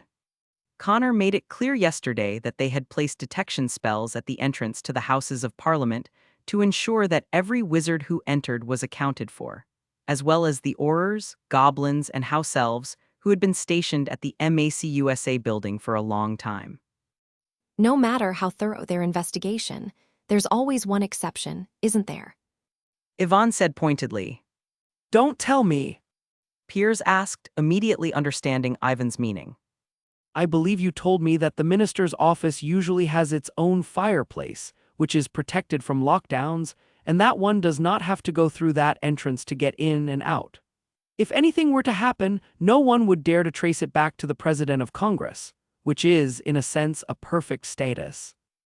Ivan explained slowly. That's... Pierce shuddered. If Ivan was right, then they were in enemy territory. Don't forget, a few days ago, the French minister had a secret meeting with Wilkinson, and they were unlikely to be carrying too many people at the time. Ivan said, thinking of Iris the Legilimens. At first, he had sensed a hint of danger from this man. Now that he thought about it, Grindelwald was most likely in disguise. It was probably because he had just stolen the resurrection stone and could not contain his boiling killing intent that Grindelwald could sense him so clearly. Iris, as a trusted aide of the French minister, was brought along during the conclave, and no one could doubt it. It was not impossible for Congressional President Wilkinson to be taken over or replaced by Grindelwald. One of the pieces of evidence is that the French minister committed suicide in his room. Of all the magic I know, only the Imperious Curse could have done that. Ivan explained. Presumably, he was under Grindelwald's control before the official meeting, and the minister was most likely the one who threatened Igor. Pierce asked, if Grindelwald was the president of Congress, the capital would be a terror zone from which they could not escape. It's not that bad. Grindelwald can't control everyone with the Imperious Curse, and with the North American side on alert so early, there's only so much he can do in a few days. Ivan assured him, if Grindelwald had been able to control and replace most of the Aurors, they would have been wiped out during the meeting. If I were Grindelwald, I would not abuse the Imperious Curse. Every person I control will give me more openings, and there are countless ways that the President of the House of Representatives could provoke a confrontation that would be reasonable and above suspicion. Ivan added. Pierce nodded. It seemed the situation had not reached its worst. Wait a minute. Chapter 949, I have a very important witness. The reason is simple. If we don't give it to them, there's a good chance we'll be fighting the Aurors in North America. Ivan explained. He was pretty sure that the French minister had said something to Bruno and the others last night, which was why the wizards of France were attacking him today. It wasn't hard to see that Grindelwald was behind all of this, using the incident as an excuse to blame him for the deaths of the two ministers, and even to place him under house arrest and arrest him for the investigation. Grindelwald was all the more pleased with himself once he was provoked into a fight. After all, the North American capital had been turned into a fortress, and there were over 400 Aurors stationed there, along with a large amount of protective magic. Even for powerful wizards like them, a direct confrontation would not end well. Because of this, Grindelwald did something that left Grindelwald baffled. He handed over the key that represented Britain. If the President of Congress was really Grindelwald in disguise, as he believed, then the move would be a huge blow to him. Whatever the order of events, the key in Grindelwald's hand was bound to be the one that gave Grindelwald the greatest headache. Such an obvious contrast would surely make Grindelwald suspicious of the authenticity of the key, suspicious that he had discovered his identity. What if Grindelwald doesn't care and insists on using this as an excuse to imprison us? Pierce asked. He was a clever man and would not do anything he was unsure of. He would make it a priority to find out if I had tampered with the key in order to determine if his cover had been blown. Ivan explained patiently. If things go as you suggest, I'll just have to take the chance that the President of Congress will be the first to attack him and see if he can undo Grindelwald's transfiguration spell. Ivan had no intention of taking such a risk unless absolutely necessary. Because Grindelwald was most likely on his guard. If the attack was successful, it would be fine, but if it failed, he would be guilty of attacking the President of Congress. Cold sweat beaded on his back as he listened to Ivan's explanation. He had not expected to be on the brink of war twice in the few minutes of negotiations. If Grindelwald had acted more aggressively, he would probably be dead by now. What do we do next? Pierce asked, trying to compose himself so the Aurors watching them would not notice. I have a plan, but I need to confirm Connor's position. Without his help, we won't be able to move freely through the magical Congress building, let alone compete with the President of the North American Congress. Ivan said slowly, transmitting the information to Pierce and the others through his magical imprint. The first step of the plan was, of course, to find a way to deal with the Aurors who were spying on them. Grindelwald's spies were bound to be among them, and there was nothing they could do unless they found a way to deal with them. After explaining the plan as concisely as possible, they set off. As they passed the entrance to the lounge, they split into two groups. Dawlish and the others returned to their rooms, while Ivan, Pierce, and some of the others went in the other direction.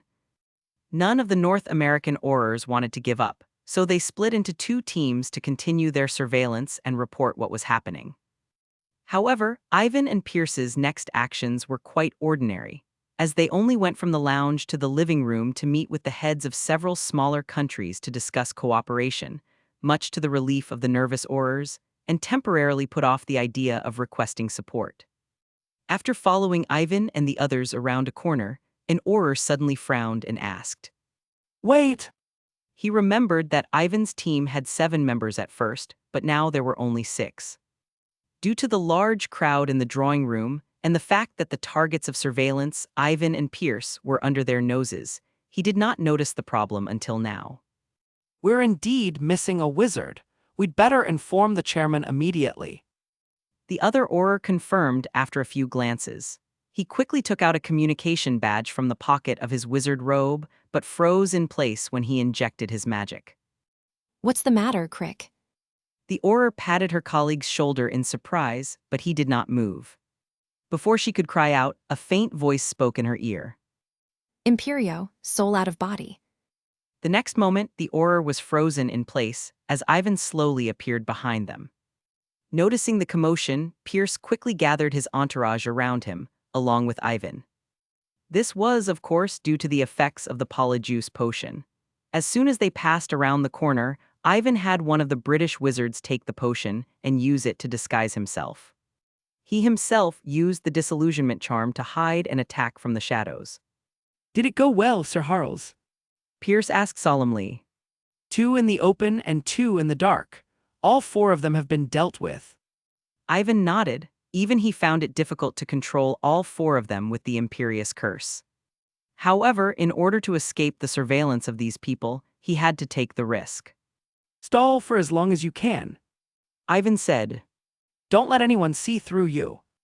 Pierce knew full well that he would not be able to help, much less raise an opinion, but before Ivan left he asked, How confident are you that you will be able to convince Director Connor? We don't even have the evidence to report Wilkinson, and I'm afraid we won't be able to convince the public with just these speculations. Chapter 950, The Countermeasure of Grindelwald. Did they, Pierce wondered, if they had enough evidence, why didn't they just expose Grindelwald in public? Ivan remained secretive and did not explain further. After instructing Pierce and the others to stick to the plan, he cast a disillusionment charm on himself and disappeared into the corridor. Come in. The next moment, the closed door flew open. Connor entered the office with an Auror in tow. When he saw that Wilkinson was alone, he frowned and complained. Sir, why are you here alone? Where are the Aurors protecting you? How could they be so careless? Don't worry, Canal, this office is well protected and there are plenty of hidden sentries. No one will be able to sneak in and I'm perfectly safe here. Wilkinson waved his hand reassuringly, then changed the subject.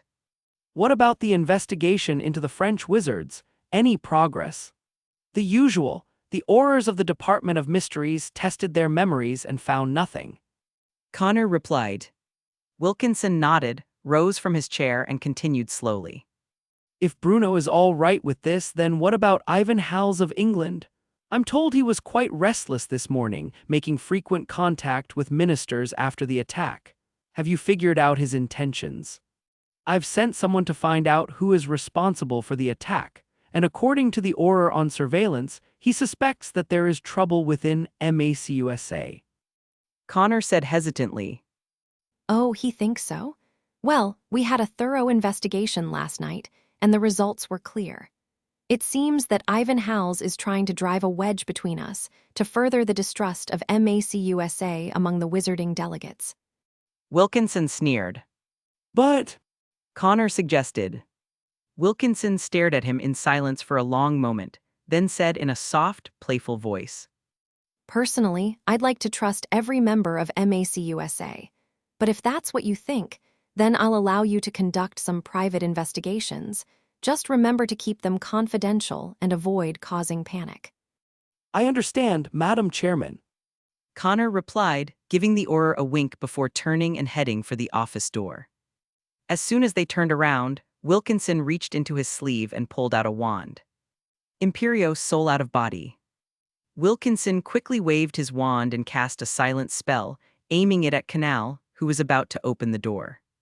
However, the latter was clearly prepared for this and managed to duck and roll away from Wilkinson's spell.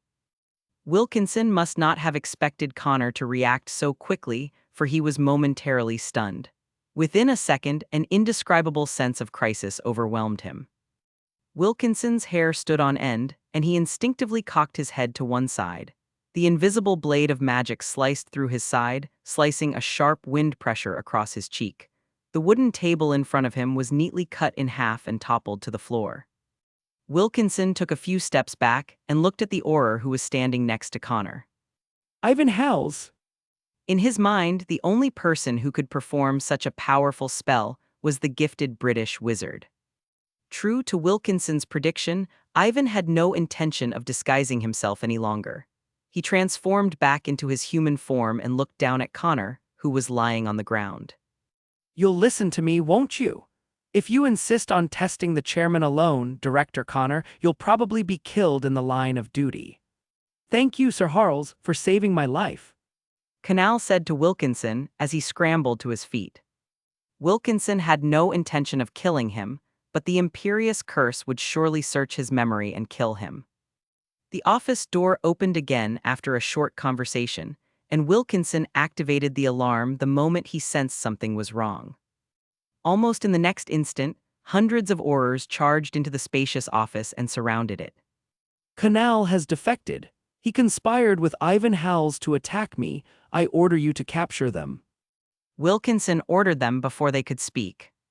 To his surprise, instead of attacking Ivan and Connor, the Aurors who were supposed to protect him pulled out their wands and pointed them at him. Green! He had learned from Ivan that the French minister was under control, which meant that he had been played for a fool by Grindelwald for months. Wilkinson didn't even look at him. He looked directly at Ivan and asked with interest. It seems you've convinced them. Can you tell me how you did it? Ivan managed to get rid of the suspect in the course of the morning and even instigated Connor and the others to rebel against him, the President of Congress. Even if Ivan Harris suspected him, he should not be able to produce conclusive evidence. You would never guess that Britain holds a treasure that communicates with the souls of the dead, that Minister Igor himself exposed your disguise. Chapter 951, Grindelwald's Dependency. Wilkinson raised his eyebrows in surprise. I see you've figured out how to use it. I'm a bit surprised, considering he couldn't see through the maze. Use confundus? Ivan was stunned. He was acutely aware of the hidden meaning in Wilkinson's words. Could the resurrection stone really summon the souls of the dead? So it was a trick, no wonder. In that moment of surprise, Wilkinson sensed something amiss in Ivan's reaction and realized that he had been mistaken. Ivan had not mastered the use of the resurrection stone, but had used a false illusion to fool everyone. This was not impossible. The resurrection stone created magical illusions, but to those who did not know better, they were no different from actual spirits being summoned. All Ivan had to do was hand the resurrection stone over to the Russian wizards, and Igor would be the Russian minister, as everyone knew him to be. No matter what kind of question you asked or what kind of probing you did, the other party would give you the answer you expected. Unless they had information beforehand, no one would suspect a thing. After all, communicating with the spirits of the dead was not something difficult for wizards to understand. Ivan was the only one who could barely understand Wilkinson's monosyllabic speech. Canal did not care, as he understood that his priority was to capture Grindelwald. Grindelwald could answer all of her questions if she caught him. Surrender, Grindelwald, and you will not escape this time. I want you to be honest with me. Where is the real President Wilkinson? Connor demanded, drawing his wand and pointing it directly at the President of Congress. Anywhere else, they wouldn't have been able to take Grindelwald out with 100% confidence, but this was the North American Magical Congress, and Grindelwald's entrance into the building was like a tiger in a cage. However, Wilkinson's reaction was out of Connor's expectations. Despite being surrounded by a large number of Aurors, he did not look flustered at all. Instead, he replied playfully. Unfortunately, in case of any mishaps, I've sent the President of Congress to see Merlin. Asshole! Connor ground his teeth as he stared at Wilkinson. Why are you so upset? If he dies, you'll be the new President of Congress, won't you? I thought you'd be pleased. Wilkinson said with a sarcastic smile. Not everyone is like you. Connor said coldly, backing away and waving his wand. Don't let his words get to you. Do it. The moment Connor opened his mouth to speak, the 100 or so wizards around him waved their wands. Wilkinson was not going to sit around and do nothing. A torrent of fire rose into the air and transformed into a dozen ferocious fire dragons that surged in all directions. Director Connor, it looks like the chaos of the past few months will finally be over. The president of the Asian Association looked at Grindelwald, who was trapped in his office and dying, and slowly breathed a sigh of relief. He had been on tenterhooks for the past 2 days due to the frequent attacks and had not been able to sleep well. Now he could finally relax. Canal, however, was not as optimistic as the president of the Asian Association. He was frowning, as was Ivan, who had been too calm since they had seen through Grindelwald's cover. At first, Ivan thought Grindelwald was bluffing, but he grew worried when he saw Grindelwald taking his time. What exactly was Grindelwald counting on? Ivan's mind raced, and then he remembered what he had done when he attacked the British Ministry of Magic. Ivan's expression changed, and he immediately turned to Connor and said urgently, No, Minister Connor, you'd better send someone to the Department of Mysteries right away. I suspect Grindelwald has done something there. Canal, reminded by Ivan, soon realized this as well. The key to their entrapment of Grindelwald lay in triggering the protective mechanisms within the Magical Congress of Magic, which suppressed, weakened, and banned all use of spatial magic. If the Department of Mysteries went wrong, it would all be over. However, before Connor could act, Grindelwald's voice reached their ears. You're always so clever, Hales, but sadly it's too late. Chapter 952, Ivan, don't try to use the same trick twice in front of me. At the same time as the explosion, the 100 or so wizards responsible for maintaining the barrier were badly injured by the backlash. The magical barrier that had trapped Grindelwald shattered within seconds of losing its source of power. Looking at the howling horror on the ground, Connor finally understood why Grindelwald had waited so long to attack. He wanted to instantly cripple their resistance.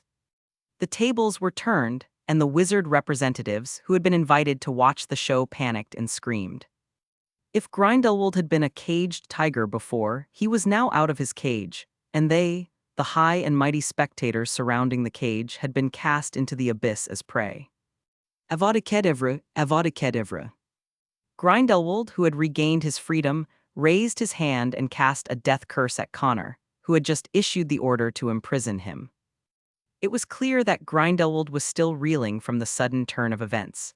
By the time he saw Grindelwald lift his wand, it was too late. The gloomy green light was too fast to be imagined, and it was upon Grindelwald in an instant. Just as Connor thought he was going to die there, the chair on the floor flew up and blocked his way. The green beam of light hit the wooden chair and exploded, sending splinters of wood flying across Canal's face. Canal didn't seem to care. He took a few awkward steps back, grateful for the narrow escape. Thank you for your help, Sir Harles. Connor said gratefully, turning to Ivan, who had saved his life. Ivan nodded and waved Connor away, then turned to Grindelwald, who was emerging from the flames, and said slowly, It seems your plan is not so perfect after all. Grindelwald said casually, raising his eyebrows. The reason he did not leave immediately after his escape was not because he wanted to chat with Ivan. In fact, he could not leave because the anti-phantom apparition array in the Capitol building had not been lifted and was still in effect. This was somewhat unexpected. Grindelwald had placed a triggering spell in the Department of Mysteries to ensure that he would be able to escape even after his identity was exposed. The moment he sensed a large-scale magical conflict, the seeds of fire he had left behind would immediately erupt and devour the entire department. However, it seemed that the Aurors stationed in the Department of Mysteries were not as useless as he had expected. They should have suppressed his fire. Since we're already here, why don't we stay here? We still have to settle the score. Ivan said coldly. He took the lead and shook his wand, sending out several dark magical beams. Grindelwald took his time. He tapped the air with his elder wand and an invisible magical shield appeared. The beam hit it with an eerie thud. Ivan was not going to let him get away with this. He swung his human bone wand again, and tiny bolts of blue lightning instantly formed at the tip of the wand. With unbelievable speed, they shattered the already torn magical shield and slammed into Grindelwald. However, the attack did not have much effect, as Grindelwald was surrounded by another solid surge of magic that deflected the incoming lightning. Your powers have weakened, Grindelwald said suddenly. Ivan's charms were powerful, but there was still a gap between them and the power he had displayed in the necropolis of Nicholas Flamel. This made him even more certain of his previous guess. The young wizard in front of him must have used some special method to increase his combat strength, and it was likely that he would not last long. That's more than enough to deal with you. Ivan didn't try to explain, nor did he seem to do anything about it, as a faint white mist began to seep out of his wand. With a carefree neigh, the illusory shadow of a unicorn appeared in front of everyone. The wizards could feel their fear subsiding, and many of them stopped running and turned to look at the two men confronting each other in the chairman's office. Ivan didn't have the energy to care about what the others were thinking. He waved his wand and a python dozens of meters long charged out, its raised body almost hitting the ceiling. The elusive shadow of the unicorn also stepped out of the mist and charged towards Grindelwald, using the python as cover.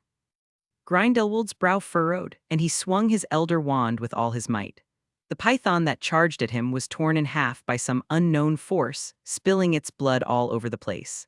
Guided by magic, the snake's blood condensed into a long whip that whipped at the illusory shadow of the unicorn.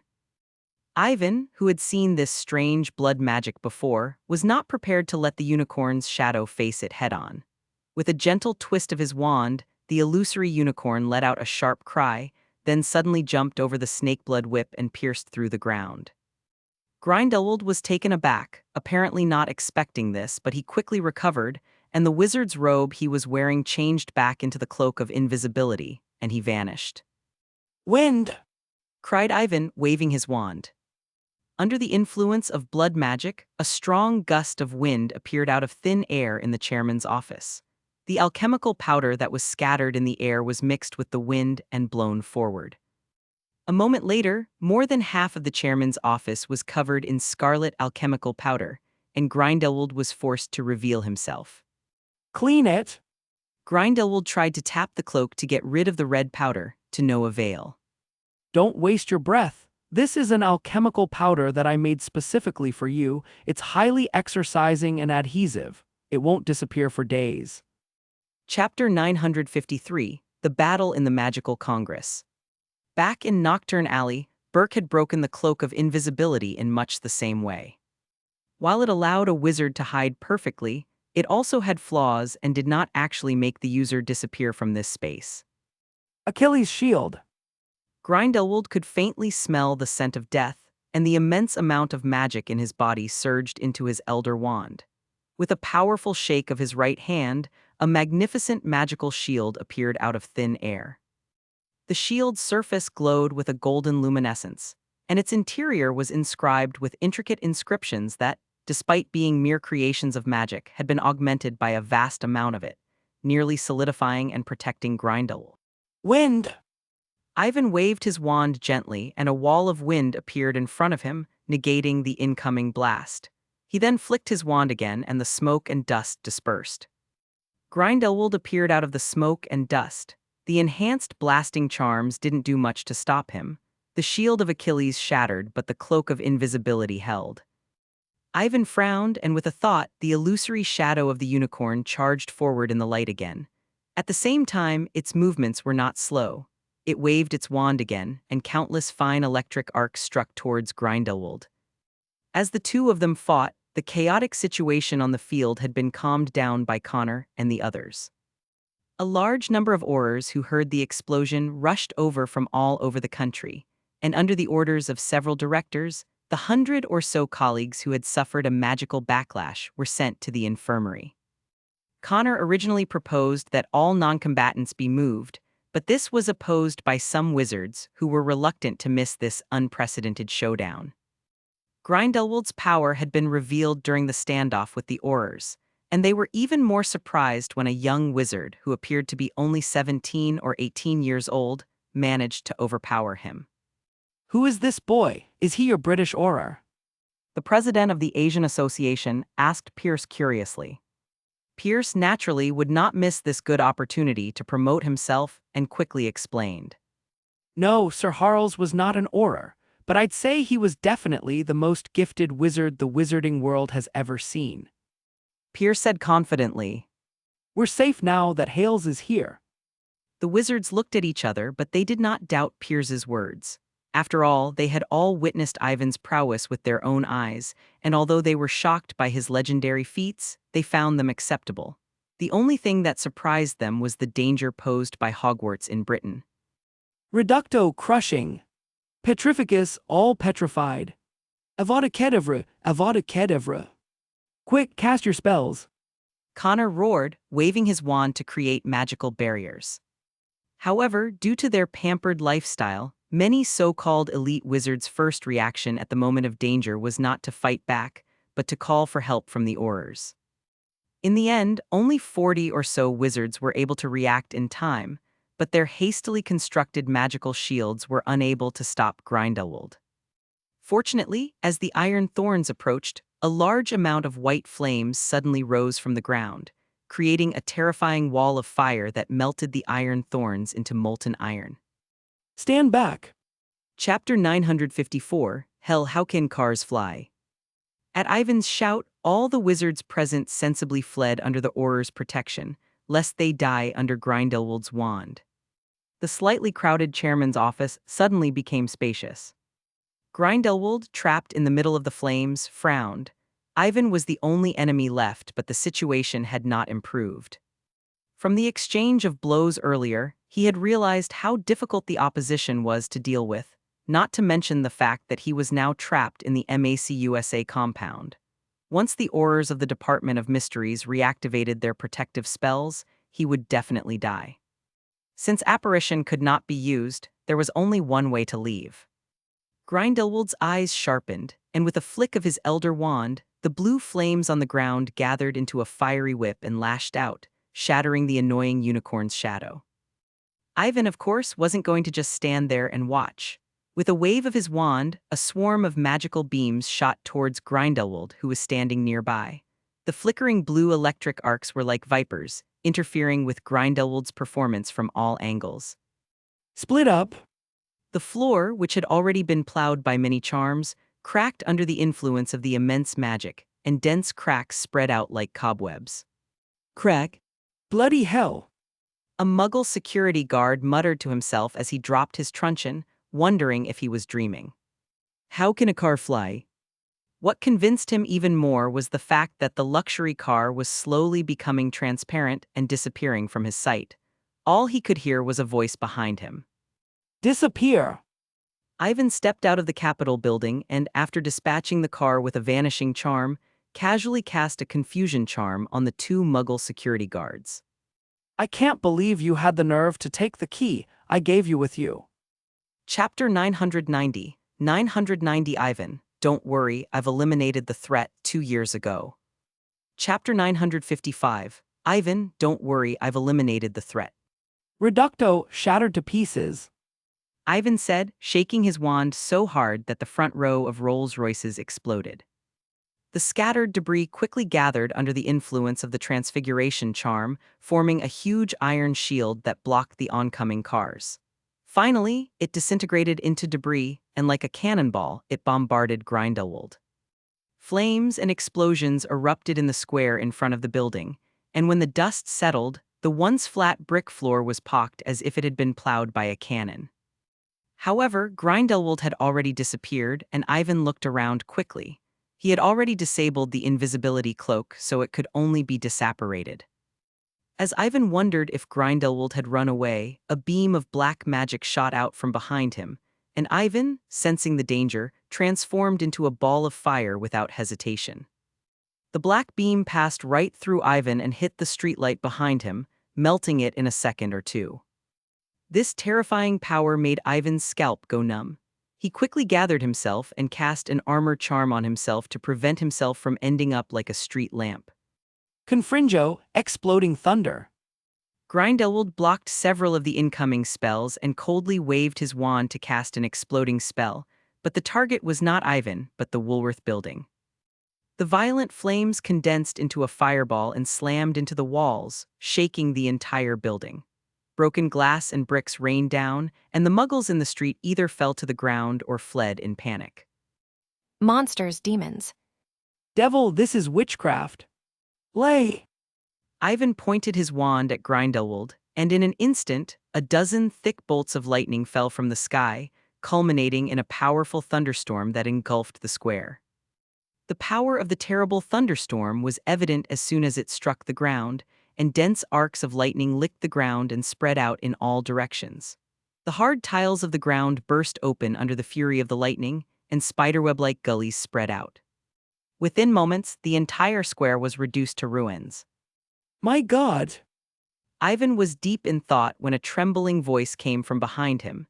He turned to see a line of police cars surrounding the square. Chief Vic, in the lead, got out of the police car and stared blankly at the square, which looked as if it had been hit by a round of missiles. He had just received a report that a terrorist attack had taken place in front of the Woolworth building, and he had rushed to the scene with all his men. only to be greeted by a scene that shattered his worldview: a young man of 17 or 18 years old holding a club aloft, drawing lightning from the sky and causing a powerful thunderstorm. No one doubted it was a coincidence that the other side was standing in the middle of such a terrible thunderstorm and not affected in any way. Drop! When he saw Ivan turn around, Chief Vic felt a chill run down his spine. He frantically pulled his pistol from his belt, but he didn't feel safe. The 20 or so officers nearby also drew their weapons and, under the cover of the police car, pointed them at each other with trembling hands. Calm down and put down your guns, gentlemen. In fact, the threat has been removed. Unfortunately, Ivan's words had no effect, and the policemen present were determined that the threat was right in front of them. Look at this square. Sergeant Vic remembered it as one of the city's landmarks when he passed it the day before yesterday, but now it's just a pile of rubble, not to mention the fact that they had all just witnessed this young man driving a thunderstorm to destroy an innocent middle-aged man. I'm going to say this one last time. Drop your weapons and release the hostages in the building. Hostage? Yvonne paused, looking thoughtfully at the Woolworths building, which had been attacked by a blasting charm, and realized that he had probably misunderstood. Why do you have to make things difficult for a good man? Ivan sighed, then continued helplessly. Well, in that case, you should just rest here. When you wake up, everything will be fine. Chapter 956. I think this is the best time to talk. Ivan didn't try to hide anything, and although Vic didn't quite understand, he could tell that Ivan wasn't being literal when he said he was taking a break. Fire, fire! Chief Vic shouted, realizing this. The already tense police officers did not hesitate to pull the triggers, and a rain of bullets rained forward, creating a powerful crossfire. The moment the bullet was fired, Sheriff Vic's fear lessened.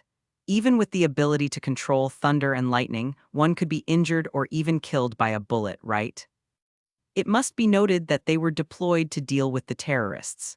Even though they did not bring any real weapons, nor did they have the time to request helicopter support, their firepower was still very strong. Ivan had long wanted to test the might of the Muggles' weapons, so he was not in a hurry to end the battle. Instead, he spread his left hand in front of him and created 5 invisible magical barriers.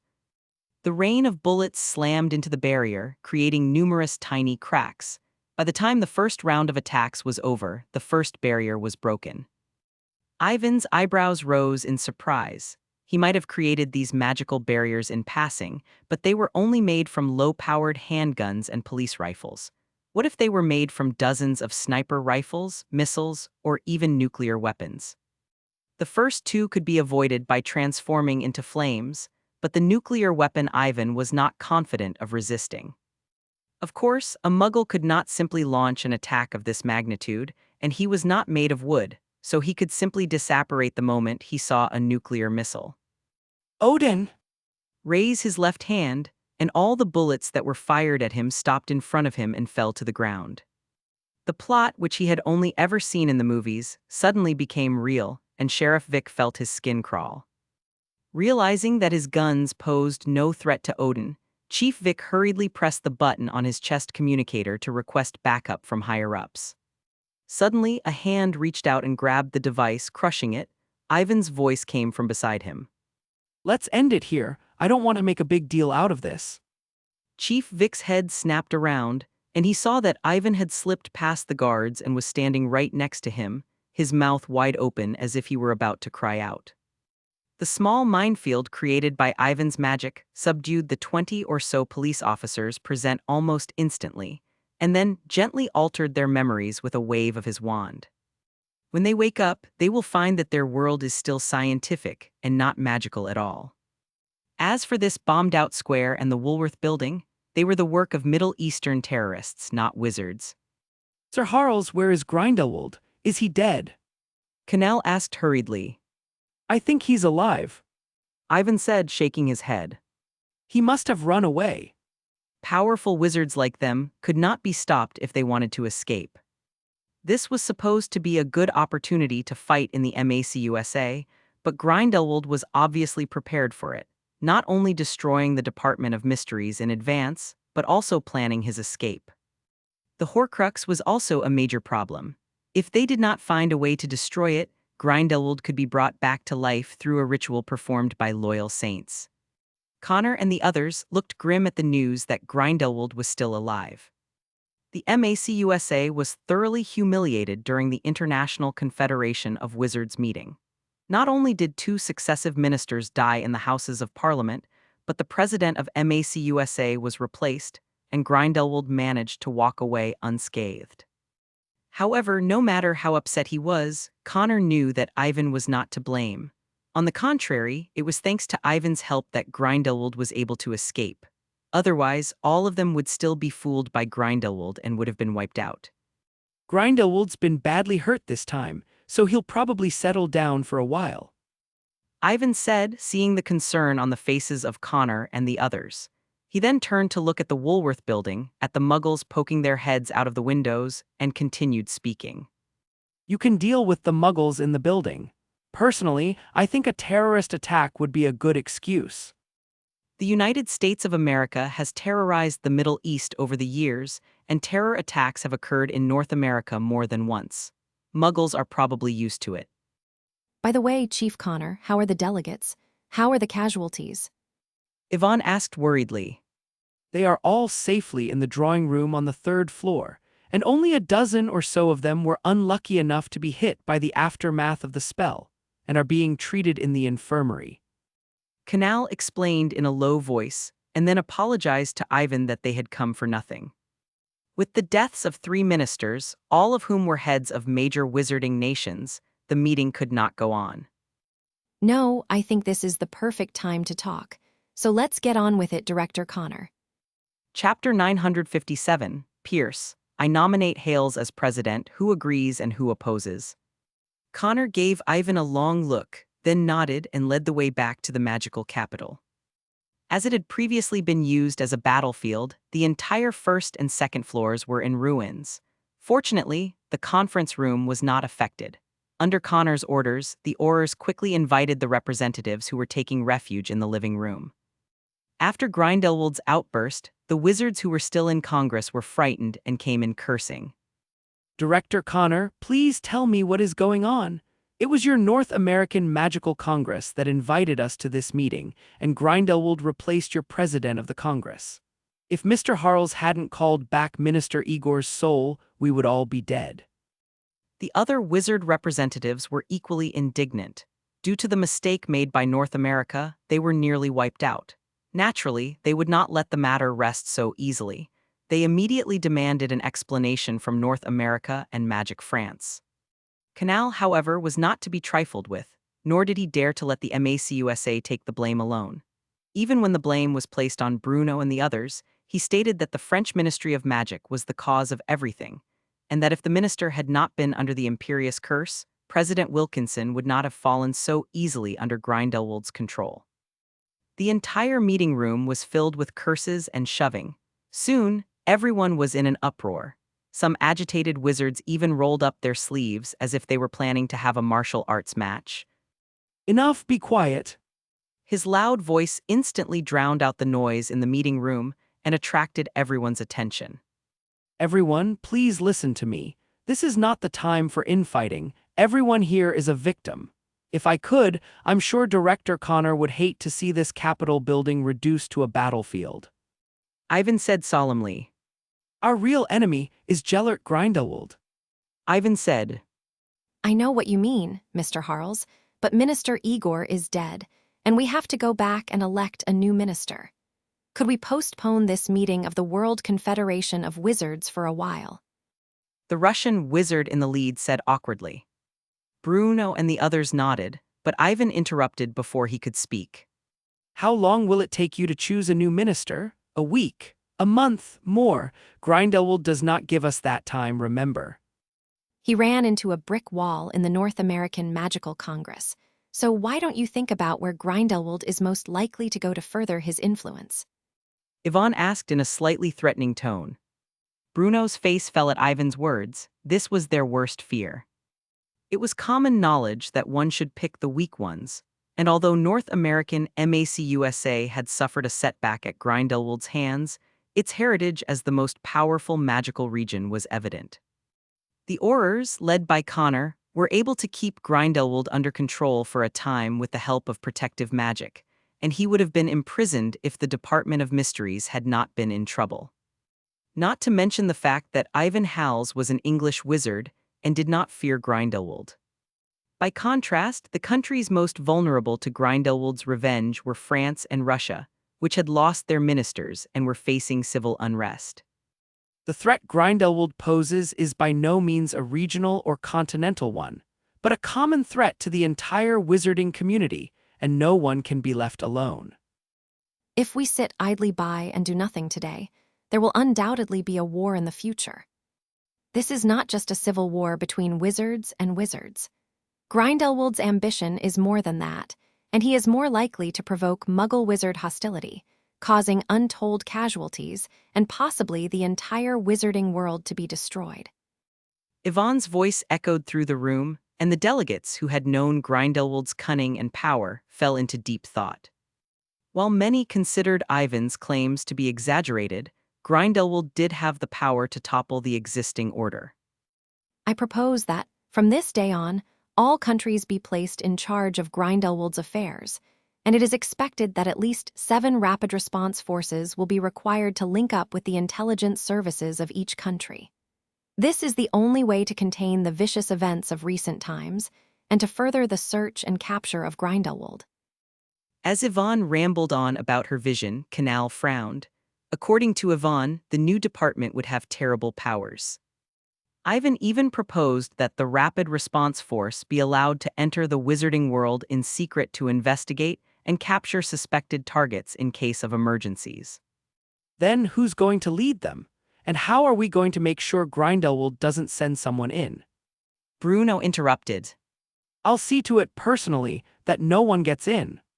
Ivan said firmly, then hesitated. As for the leaders, Chapter 958, Acting President Hales. Piers's words caused a stir among the crowd, many of them thinking that Ivan was too young for such an important post, despite his strength.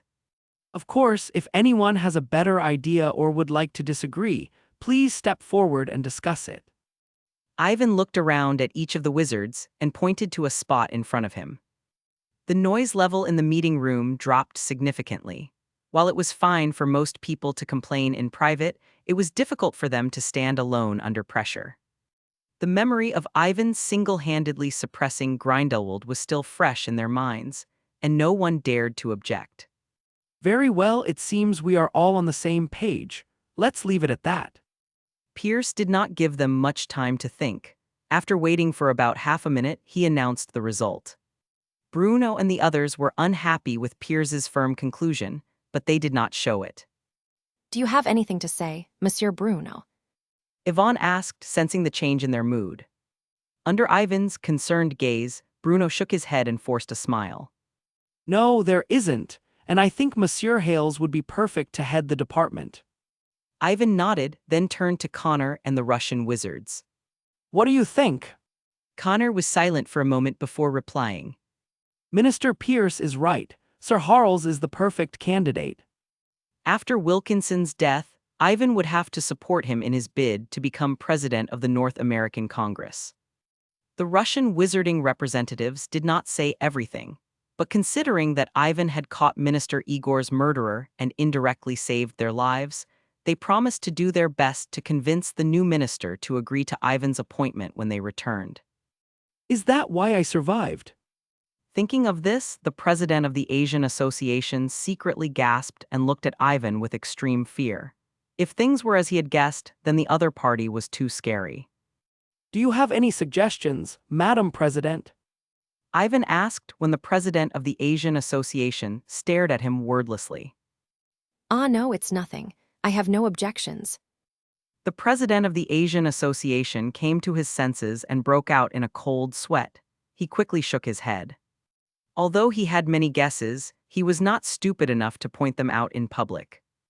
By the end of the war, Ivan Hals was in control of the situation, and it would have been pointless for him to protest strongly against the idea, let alone make assumptions that he had no proof of.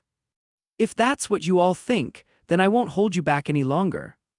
Ivan said humbly, and then went on to discuss the naming, rights, and duties of the new department. Since this department needs to be funded and staffed by various countries, it will be under the banner of the International Confederation of Wizards. These fast troops can also serve as a direct army of the Confederation, making it easier for us to supervise them. In the future, the law enforcement orders will be able to investigate and capture saints in the name of the Confederation. Pierce suggested. The representatives thought this made sense and nodded in agreement. However, Pierce suddenly changed his tone and spoke again. In addition, the position of president of the International Confederation of Wizards happens to be vacant, so Hales can temporarily take on the position to facilitate the coordination of affairs between countries. That would be. Chapter 959. This is just part of your great plan. After dinner, Ivan did not leave the North American Congress building as the rest of the wizarding delegates had, as there was an internal meeting of the 5 members of Parliament that evening. Aside from the establishment of a new department, the main concern for Connor and the others was undoubtedly the recent exposure of the wizarding community to attacks. In particular, Ivan and Grindelwald's fight in the New York City area at noon, witnessed by pedestrians on the nearby streets, as well as Muggles inside the Woolworth building, caused the magical exposure level clock at the entrance to move a square. This bodes well for the day when the wizarding community will be exposed to Muggles. While the Aurors of the Magical Congress of North America were already on the move to get rid of every Muggle who knew the truth, everyone knew that the odds were against them, since they were relying on an alchemical device that could alter the memories of millions of Muggles at once, since the missing key made it unusable. Even if they survived this crisis, Grindelwald would simply let the Saints continue their mischief in Muggle cities, and all their efforts would be for nothing. Can't we just recreate some keys? Yvonne asked curiously. Grindelwald had indeed taken 4 keys from here, but the alchemical device was still there. Now that all the elite wizards and witches of the wizarding world were gathered here, surely he could have copied a few keys. Connor shook his head with a bitter smile. Hundreds of masters of alchemy had racked their brains to ensure the uniqueness of the key, and none of them had ever considered the possibility of it being lost. After all, it was kept in the hands of the ministers and was extremely safe. There was almost no possibility of it being lost or stolen. Also, the one who created the core of the instrument was Nicolas Flamel, a French master alchemist. After his death, the method of making important parts had been lost, which was why they were put in such a difficult position. After listening to Connor's explanation, Yvonne understood why her knowledge of alchemy had failed her when she examined the key. It was Nicolas Flamel. The other party had left behind 2 alchemy books that Ivan had carefully perused. They contained many methods of creating alchemical objects, but they did not include the alchemical device that could wipe memories, so Ivan would not be able to do anything about it for a while. The president of the Asian Association had an idea and suggested. Wait a minute. The crowd turned expectantly to Ivan, who shook his head. Unfortunately, Mr. President, I'm afraid I can't do that. Ivan shrugged helplessly, then proceeded to recount the fact that the resurrection stone could only create virtual illusions. So the 2 ministers we met with were just illusions based on memory. Bruno asked aghast. Connor and the others were also in disbelief. I'm sorry, Monsieur Bruno, that I had to resort to this to gain your trust. Yvonne said apologetically. After much deliberation, Ivan decided to tell the truth. In any case, there was no need to keep this a secret, and it was impossible to keep it a secret for long. There were so many elites present, and who didn't have 1 or 2 people they cherished? What if they all cried and begged for his help after the meeting? He couldn't just lie his way out of this, could he? It would be bad if the clever wizard caught on. Moreover, it was inevitable that holding such a treasure would attract attention. Although Ivan was not afraid, he was not prepared to cause trouble. Naturally, he wanted to use this opportunity to explain himself. After Ivan explained the situation in detail, Bruno and the others realized they had been tricked and smiled wryly, unable to blame Ivan. It was through such a dirty trick that he was able to identify Grindelwald disguised as President Wilkinson. Impressive. If I were in your shoes, I'm afraid I wouldn't have the courage you do.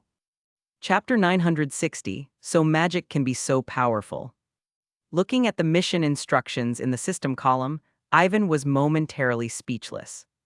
Fortunately, over the years, Ivan had become accustomed to the system's description of him as a terrorist plotting to take over the world, so he pretended not to see it, ignored the instructions and notes in the taskbar, and turned his attention elsewhere.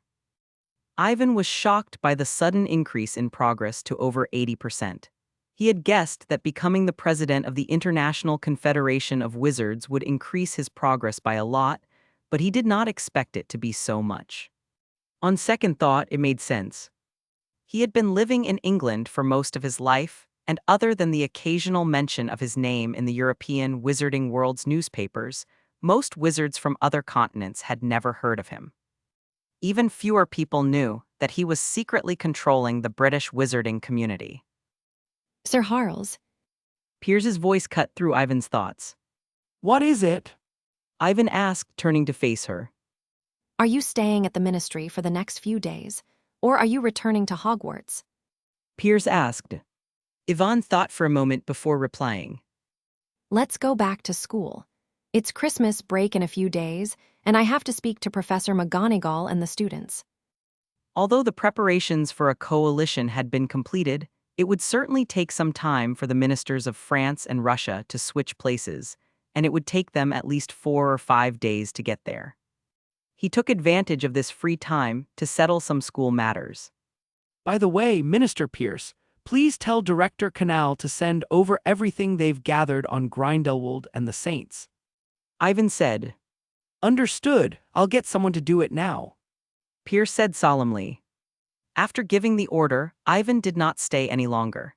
He immediately waved his wand and used apparition to disappear. Jesus, Ivan, is this true? The Daily Prophet says you beat Grindelwald and became president of the International Confederation of Wizards. Ivan took the newspaper from Hermione's hands and looked at it. The front page showed him confronting Grindelwald in the Magical Congress of the United States of America. It seemed that the Daily Prophet's response had been quite quick. They had only received the news in the early hours of the previous morning, but it had already been reported. Yes, I suppose you could put it that way. Ivan nodded easily at the curious, probing stares, then corrected himself. I'm only the acting president, to be precise. Unable to tell the difference, the students bombarded Ivan with questions about his time in the North American Magical Congress and how he had defeated Grindelwald. When they read about it in the newspaper, they wondered if the Daily Prophet had made a mistake. Despite being the most brilliant Hogwarts student ever and having graduated early to become a teaching professor, it is difficult to associate Ivan with the head of the International Confederation of Wizards. It was as ridiculous as someone suddenly finding out that the person they were supposed to go to school with every day was a head of state. Chapter 961, Your Safety is Always the Most Important. A first-year Gryffindor raised his hand and asked curiously, Professor Harles, why are you able to summon lightning? Is this some sort of spell? Well, call it my self-created charm. Ivan said vaguely. Hearing that it was some sort of self-invented spell, the young wizards became interested and asked if they had learned such a magical spell in class. Of course not. If you listen carefully and work hard enough over the years, you will one day be able to perform such a powerful spell. Ivan said, looking at the crowd encouragingly. The young wizard who had asked the question turned red in the face, as if he had fallen into a fantasy. Ivan, on the other hand, was troubled by the endless questions of the other young wizards. Fortunately, class was about to start, so he quickly changed his mind and urged everyone to hurry to the classroom. Otherwise, they would all be late. After the students in the Great Hall dispersed, Ivan hurriedly ate a few desserts and then took his lesson materials to class. In an attempt to save time, Ivan lavishly used his phoenix blood to circumvent the anti-phantom displacement restriction and, before the bell rang, transformed into a ball of fire and descended upon the classroom, causing another round of exclamations. When classes really started, Ivan soon found out that it wasn't all bad. At least for today's lesson, the young wizards were all 120% enthusiastic, as if they were on steroids. He didn't even have to remind them to take notes during the lesson. If every class could be taught with such care, Ivan had no doubt that this year's Junior Wizards of Hogwarts would be the best in the whole. However, Ivan also knew that hard work was temporary for the average person, and that it was normal for people to return to their lazy ways after the Christmas holidays. The only thing he could do was teach the students while they were still interested in learning. The morning passed in the blink of an eye, and when class was about to end, Ivan suddenly remembered the after-school tasks he had given Harry and the others a few weeks ago, and began to test their non-curse casting skills. After a month of study, the sixth-year students had begun to grasp the basics of Obscurus, although the degree of use varied. Those who were quick learners like Harry and Malfoy were able to cast a basic spell in an instant, while Neville, Edgecombe, and the others had to repeat the spell over and over in their minds for a second or two before it could be successfully cast, making it very easy to slip up in battle. There was still a long way to go before Ivan could cast a spell so effortlessly, but the young wizards were content. To be able to cast magic without a spell, they had never even dared to think about it before. Of all the students, the one who surprised Ivan the most was Hermione, who managed to master the skill of wandless magic without anyone noticing. After a moment of surprise, Ivan took the lead in applauding and shouting. Miss Granger did a great job successfully casting a wandless spell, which was an amazing improvement, 30 points more for Gryffindor. All of the young wizards turned to look at Hermione with envy, anticipating the day when they would be able to cast spells without their wands. The morning classes were soon over with Ivan's comments, and by the time they left the classroom, the students were still discussing the contents of the class. Having mastered new magical techniques, everyone was looking forward to the duel lesson on Friday.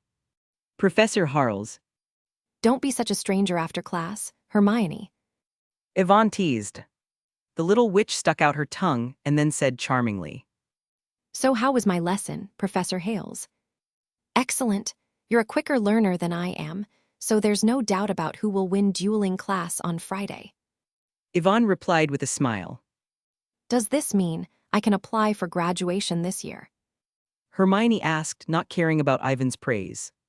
Isn't it good to study at Hogwarts? Everyone's here. Ivan was taken aback. But you're quitting next year, aren't you? Hermione pursed her lips, looking sulky. While she was celebrating Ivan's appointment as president of the League of Nations in the morning, after a long morning of cooling off, she suddenly realized that Ivan would not be able to hold both jobs and would not be able to teach in school if he had to fight Grindelwald. Well, Ivan said sheepishly. Plans always fall short of plans. When he defeated Lord Voldemort, he thought that the wizarding world was no longer a threat and that he could relax at Hogwarts and study magic. He did not expect Grindelwald to jump in and start a war. He had to intervene. Then there's no need for me to stay any longer. I've seen all the 6th and 7th years, so I'm sure I can pass the NEWT without a problem. Hermione said confidently.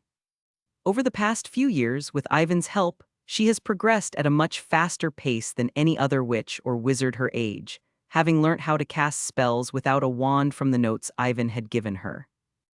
I can fight too. Hermione said firmly. Yvonne felt the little witch's determination, but shook her head. It's not enough, Hermione. A real fight is not a brawl in a dueling class, nor is it over. As you will have read in the Daily Prophet, Grindelwald is not a fight that most wizards can hope to take on. The saints are just as ruthless, and the unforgivable curses are as easy to use as eating and drinking. I don't want you to take any risks, Hermione. Ivan looked at the witch and said solemnly. your safety is always of the utmost importance. Chapter 962, Let the Dead Speak. Ephraim's sincere words touched Hermione's heart, and the little witch hugged her tightly for a long time before saying. But Yvonne laughed, trying to sound confident. don't forget, I'm the best wizard in the whole wizarding world. You've seen the papers, haven't you? Grindelwald has to hide from me. Hermione considered the Daily Prophet's report and was relieved to hear it. Ivan was relieved and quickly changed the subject. By the way, Hermione, have you read all the memories I gave you? The young witch nodded.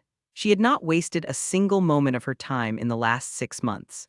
She had read every memory Ivan had given her dozens of times, and her alchemical skills had improved so much that she could now create simple magical objects of her own accord. However, she did not have a clue as to how to infuse pure emotions into a magical object, as Ivan had told her before. Don't be in such a hurry. I've been learning this for a long time, but I've only just managed to master it. You still have a lot of time, so you can take your time. Ivan said reassuringly, then proceeded to explain the basics of emotional magic to Hermione. The two of them chatted as they walked to the Great Hall. As they sat down to eat, a grayish-white owl suddenly flew in from the entrance hall and brought a package to him. Ivan opened it and found information on Grindelwald and the movements of the saints, presumably from Pierce. Hermione was also looking at the report curiously, but the more she read, the more shocked she became. Since Grindelwald's escape, there have been nearly 100 attacks on Muggles in Europe, some by saints, but others by extremists who shared Grindelwald's ideals. This was clearly not a good sign, and added a lot of uncertainty to the Auror's investigation. A worried look came over Hermione's face as she read through the reports. Her parents were Muggles, and she was a witch and wizard, so she didn't know what to do if the wizarding and Muggle worlds came to blows. Luckily, Hermione soon realized that with the entire wizarding community united and less vulnerable than before, it would not be long before Grindelwald was caught. Ivan, who knew more, was not as confident as the little witch. He might have injured Grindelwald badly at the North American magical headquarters, but Ivan knew that he was only able to achieve such a result because Grindelwald had expended a lot of magic fighting over 100 Aurors and had been tricked by him using the key. If he had to fight Grindelwald again, it would be hard to tell who would win. Crucially, Grindelwald was in possession of a Horcrux, which gave Ivan the greatest headache. If he did not find and destroy the Horcrux, he would be under an undead buff. It was easier said than done. The properties of a Horcrux made it easy to hide, and it could be anything from a book to a key or even a button on a garment. Not everyone was as nostalgic as Tom Riddle, who was fond of turning memorable objects into Horcruxes and placing them in special places. Even so, the book relied on Harry's ability to detect and destroy Horcruxes. Ivan rubbed his chin in thought. The only thing he could guess was that Grindelwald was not as deranged as Voldemort, so there were probably only one Horcruxes. Understanding Ivan's troubles, Hermione asked, Do you remember Peter Pettigrew? Of course I do. Why? Yvonne asked, puzzled. If Grindelwald is using the same method of resurrection as Lord Voldemort, he's going to need a helper. Hermione spread out the parchment for Ivan's analysis. So all you have to do is find out who Grindelwald trusts and try to catch them searching their memories. That's right. Yvonne's eyes lit up, and she happily hugged the witch and kissed her on the cheek. Flushing slightly, Hermione quickly added, Actually, my methods don't work the same way, and it wouldn't help if Grindelwald killed the person who resurrected him to keep it secret. Let's just try it anyway. If Grindelwald's really that ruthless, there's nothing we can do about it. We can't just let the dead talk. Chapter 963, Meeting Xenophilius. Ivan, lost in his own thoughts and unable to see where he was going, collided with Luna, and the little witch stumbled backwards, almost hitting the wall behind her. When Luna saw the figure in front of her, her frown disappeared and she shouted happily. Hi, Ivan. Before Ivan could reply, Luna added, as if she had thought of something. Oh no, I should call you Professor Hales now. Don't ever call me that in private. You don't want me to call you Miss Novgood all the time, do you? Yvonne said, shrugging. The two then looked at each other and laughed. Have you been looking for any information, Ivan? Luna asked curiously as she bent down to pick up the books that were scattered on the floor. Yvonne took the book from the young witch, thanked her, and began to explain. Well, it's a legend about Britain. Do you remember the story of the three brothers? Ivan asked after a moment's hesitation. Of course I do. Luna nodded and dreamily repeated the fable, apparently enjoying it. And do you believe the story to be true? About death and the Hallows. Ivan asked, sounding slightly confused. Why not? We don't have any proof that death doesn't exist, do we? Luna asked in sing-song tones. Ivan paused for a moment, then burst out laughing, realizing that he had asked a stupid question. Little witches tended to believe in all kinds of unusual things, and this prophecy was probably no exception. However, the more she searched for information, the more she was unable to determine if the legend was true. Ivan's initial impression of the original book was that the Hallows were beneath him, as the other two Hallows, with the exception of the Elder Wand, performed poorly in the book. However, Grindelwald was able to develop the Cloak of Invisibility, which could not only change shape at will, but also resist and weaken spells. Even the Resurrection Stone seemed to hide other secrets, more than just conjuring magical illusions. By the way, Luna, I seem to remember that your father studied this legend, didn't he? Yvonne asked, suddenly remembering what she had seen in Luna's memories. Well, that's right. Luna said, looking up slightly as she tried to remember. May I visit Mr. Novgod tomorrow? Ivan asked hesitantly. According to Luna, Xenophilius had been studying Deathly Hallows for years and might have learned something useful.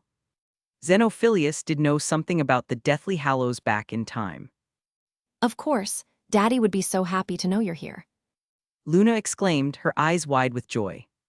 Ivan rubbed his nose, surprised at how welcoming Xenophilius was to him. I told Dad you found the crumple-horned snorkack for us, and we sold hundreds of copies of that episode, and he's always wanted to thank you. Luna explained with a smile. You don't have to. You helped me solve the riddle that Lady Ravenclaw left behind. Isn't it only right for friends to help each other? Yvonne asked, amused. But I'm not the one who has to thank you. Luna said seriously, blinking. Yvonne was stunned into silence for a moment, then changed the subject and agreed to meet the witch at Hogwarts Tower the next morning. It's nice. Yvonne said, amused by the sight of the witch attaching a pinky-sized orange fruit to her ear. Really? Luna seemed very pleased as she picked another plum and replaced the other earring, then she hummed to herself as she pulled Ivan into the house. Luna, is that you? Chapter 964, Meeting with Xenophilius. Xenophilius, coming down the stairs, naturally noticed Ivan's presence. Though they had never actually met before, Xenophilius had seen enough of Ivan in the papers to recognize him. Hails, what brings you here? What a pleasant surprise. Xenophilius exclaimed as he enthusiastically patted Ivan on the shoulder. Pardon my intrusion, Mr. Novgod, but I have come to ask you something. Ivan politely replied. Come, let's talk inside. Xenophilius stepped aside and beckoned Ivan and Luna to join him. After entering the house, Ivan looked around curiously. The interior was decorated in the same eccentric style as the courtyard outside. Everything was curved and painted with flowers, insects, and birds in bright primary colors. The second floor looked like a cross between a living room and a workroom. It was a mess, with old books and sheepskin papers piled up on tables and chairs. An old printing press was rattling, spitting out copies of the latest edition of the Quibbler. Seeing this, Xenophilius was embarrassed. He patted his head and mumbled. Oh, I'm sorry, I didn't know you were coming. I forgot to tidy up. Xenophilius pulled out his wand, and Ivan and Luna worked together to cast the spell. The scattered newspapers quickly piled up, and the books were sorted and placed on the shelves. The previously cluttered drawing room was now much tidier and more spacious, and Xenophilius pulled out a few chairs and invited Ivan to sit. Speaking of which, I have to thank you, Hales, for the fact that every year before you found the crumple-horned snorkack, there were letters from readers questioning the existence of this magical creature, claiming that I was lying to get their attention. Hales, what brings you here? What a pleasant surprise, Xenophilius exclaimed as he enthusiastically patted Ivan on the shoulder. Pardon my intrusion, Mr. Novgod, but I have come to ask you something, Ivan politely replied. Come, let's talk inside. Xenophilius stepped aside and beckoned Ivan and Luna to join him. After entering the house, Ivan looked around curiously. The interior was decorated in the same eccentric style as the courtyard outside. Everything was curved and painted with flowers, insects, and birds in bright primary colors. The second floor looked like a cross between a living room and a workroom. It was a mess, with old books and sheepskin papers piled up on tables and chairs. An old printing press was rattling, spitting out copies of the latest edition of the Quibbler. Seeing this, Xenophilius was embarrassed. He patted his head and mumbled, "Oh, I'm sorry. I didn't know you were coming. I forgot to tidy up." Dad, Ivan is here to talk to you about something. Ah, yes. Xenophilius exclaimed, coming to his senses. He poured Ivan a cup of girdleroot tea from the teapot on the table and patted his chest. You may speak freely, Hulse, if I may. I'd like to ask you something about the Deathly Hallows. Ivan said, looking down at his teacup, which was filled with a dark purple liquid like beetroot juice. Ivan took a small sip and found the tea to be very strange, slightly sour and slightly bitter, as if Xenophilius had made it by mistake. Xenophilius raised his eyebrows as if he was surprised by Ivan's question, but after recovering from his surprise, he spoke freely. You know that. Xenophilius said slowly. The Cloak of Invisibility and the Resurrection Stone are not well documented in historical sources, so I have not been able to discover their whereabouts, but the Elder Wand is different. Its history is well documented, and it is full of blood and murder. It is not the whereabouts of the three Hallows that I wish to know, Mr. Novgod. Ivan interrupted before Xenophilius could introduce them. Xenophilius looked at Ivan in surprise. Why would Ivan ask such a thing if not to find the Deathly Hallows? Suddenly, Xenophilius seemed to have thought of something and asked suspiciously. Could it be? Ivan explained succinctly. Is it the Elder Wand? Xenophilius was suddenly very excited. He grabbed Ivan's wrist and asked eagerly. Ivan understood why Xenophilius was so agitated and naturally did not care about the other's offense. I have acquired all three Hallows. Chapter 965, The Way to Crack the Resurrection Stone. Ivan shook his head and looked at the father and daughter. Unfortunately, as far as I know, it can't. The Resurrection Stone is just a fake magical illusion. Xenophilius said stubbornly, looking at Ivan eagerly. You have the Resurrection Stone, don't you, Hulse? Ivan hesitated for a moment, then nodded, understanding that he could not discuss the rest of the matter without Xenophilius personally verifying the stone's capabilities. With that in mind, Ivan removed the resurrection stone from around his neck and showed it to them. The diamond-shaped crystal slowly floated in the air.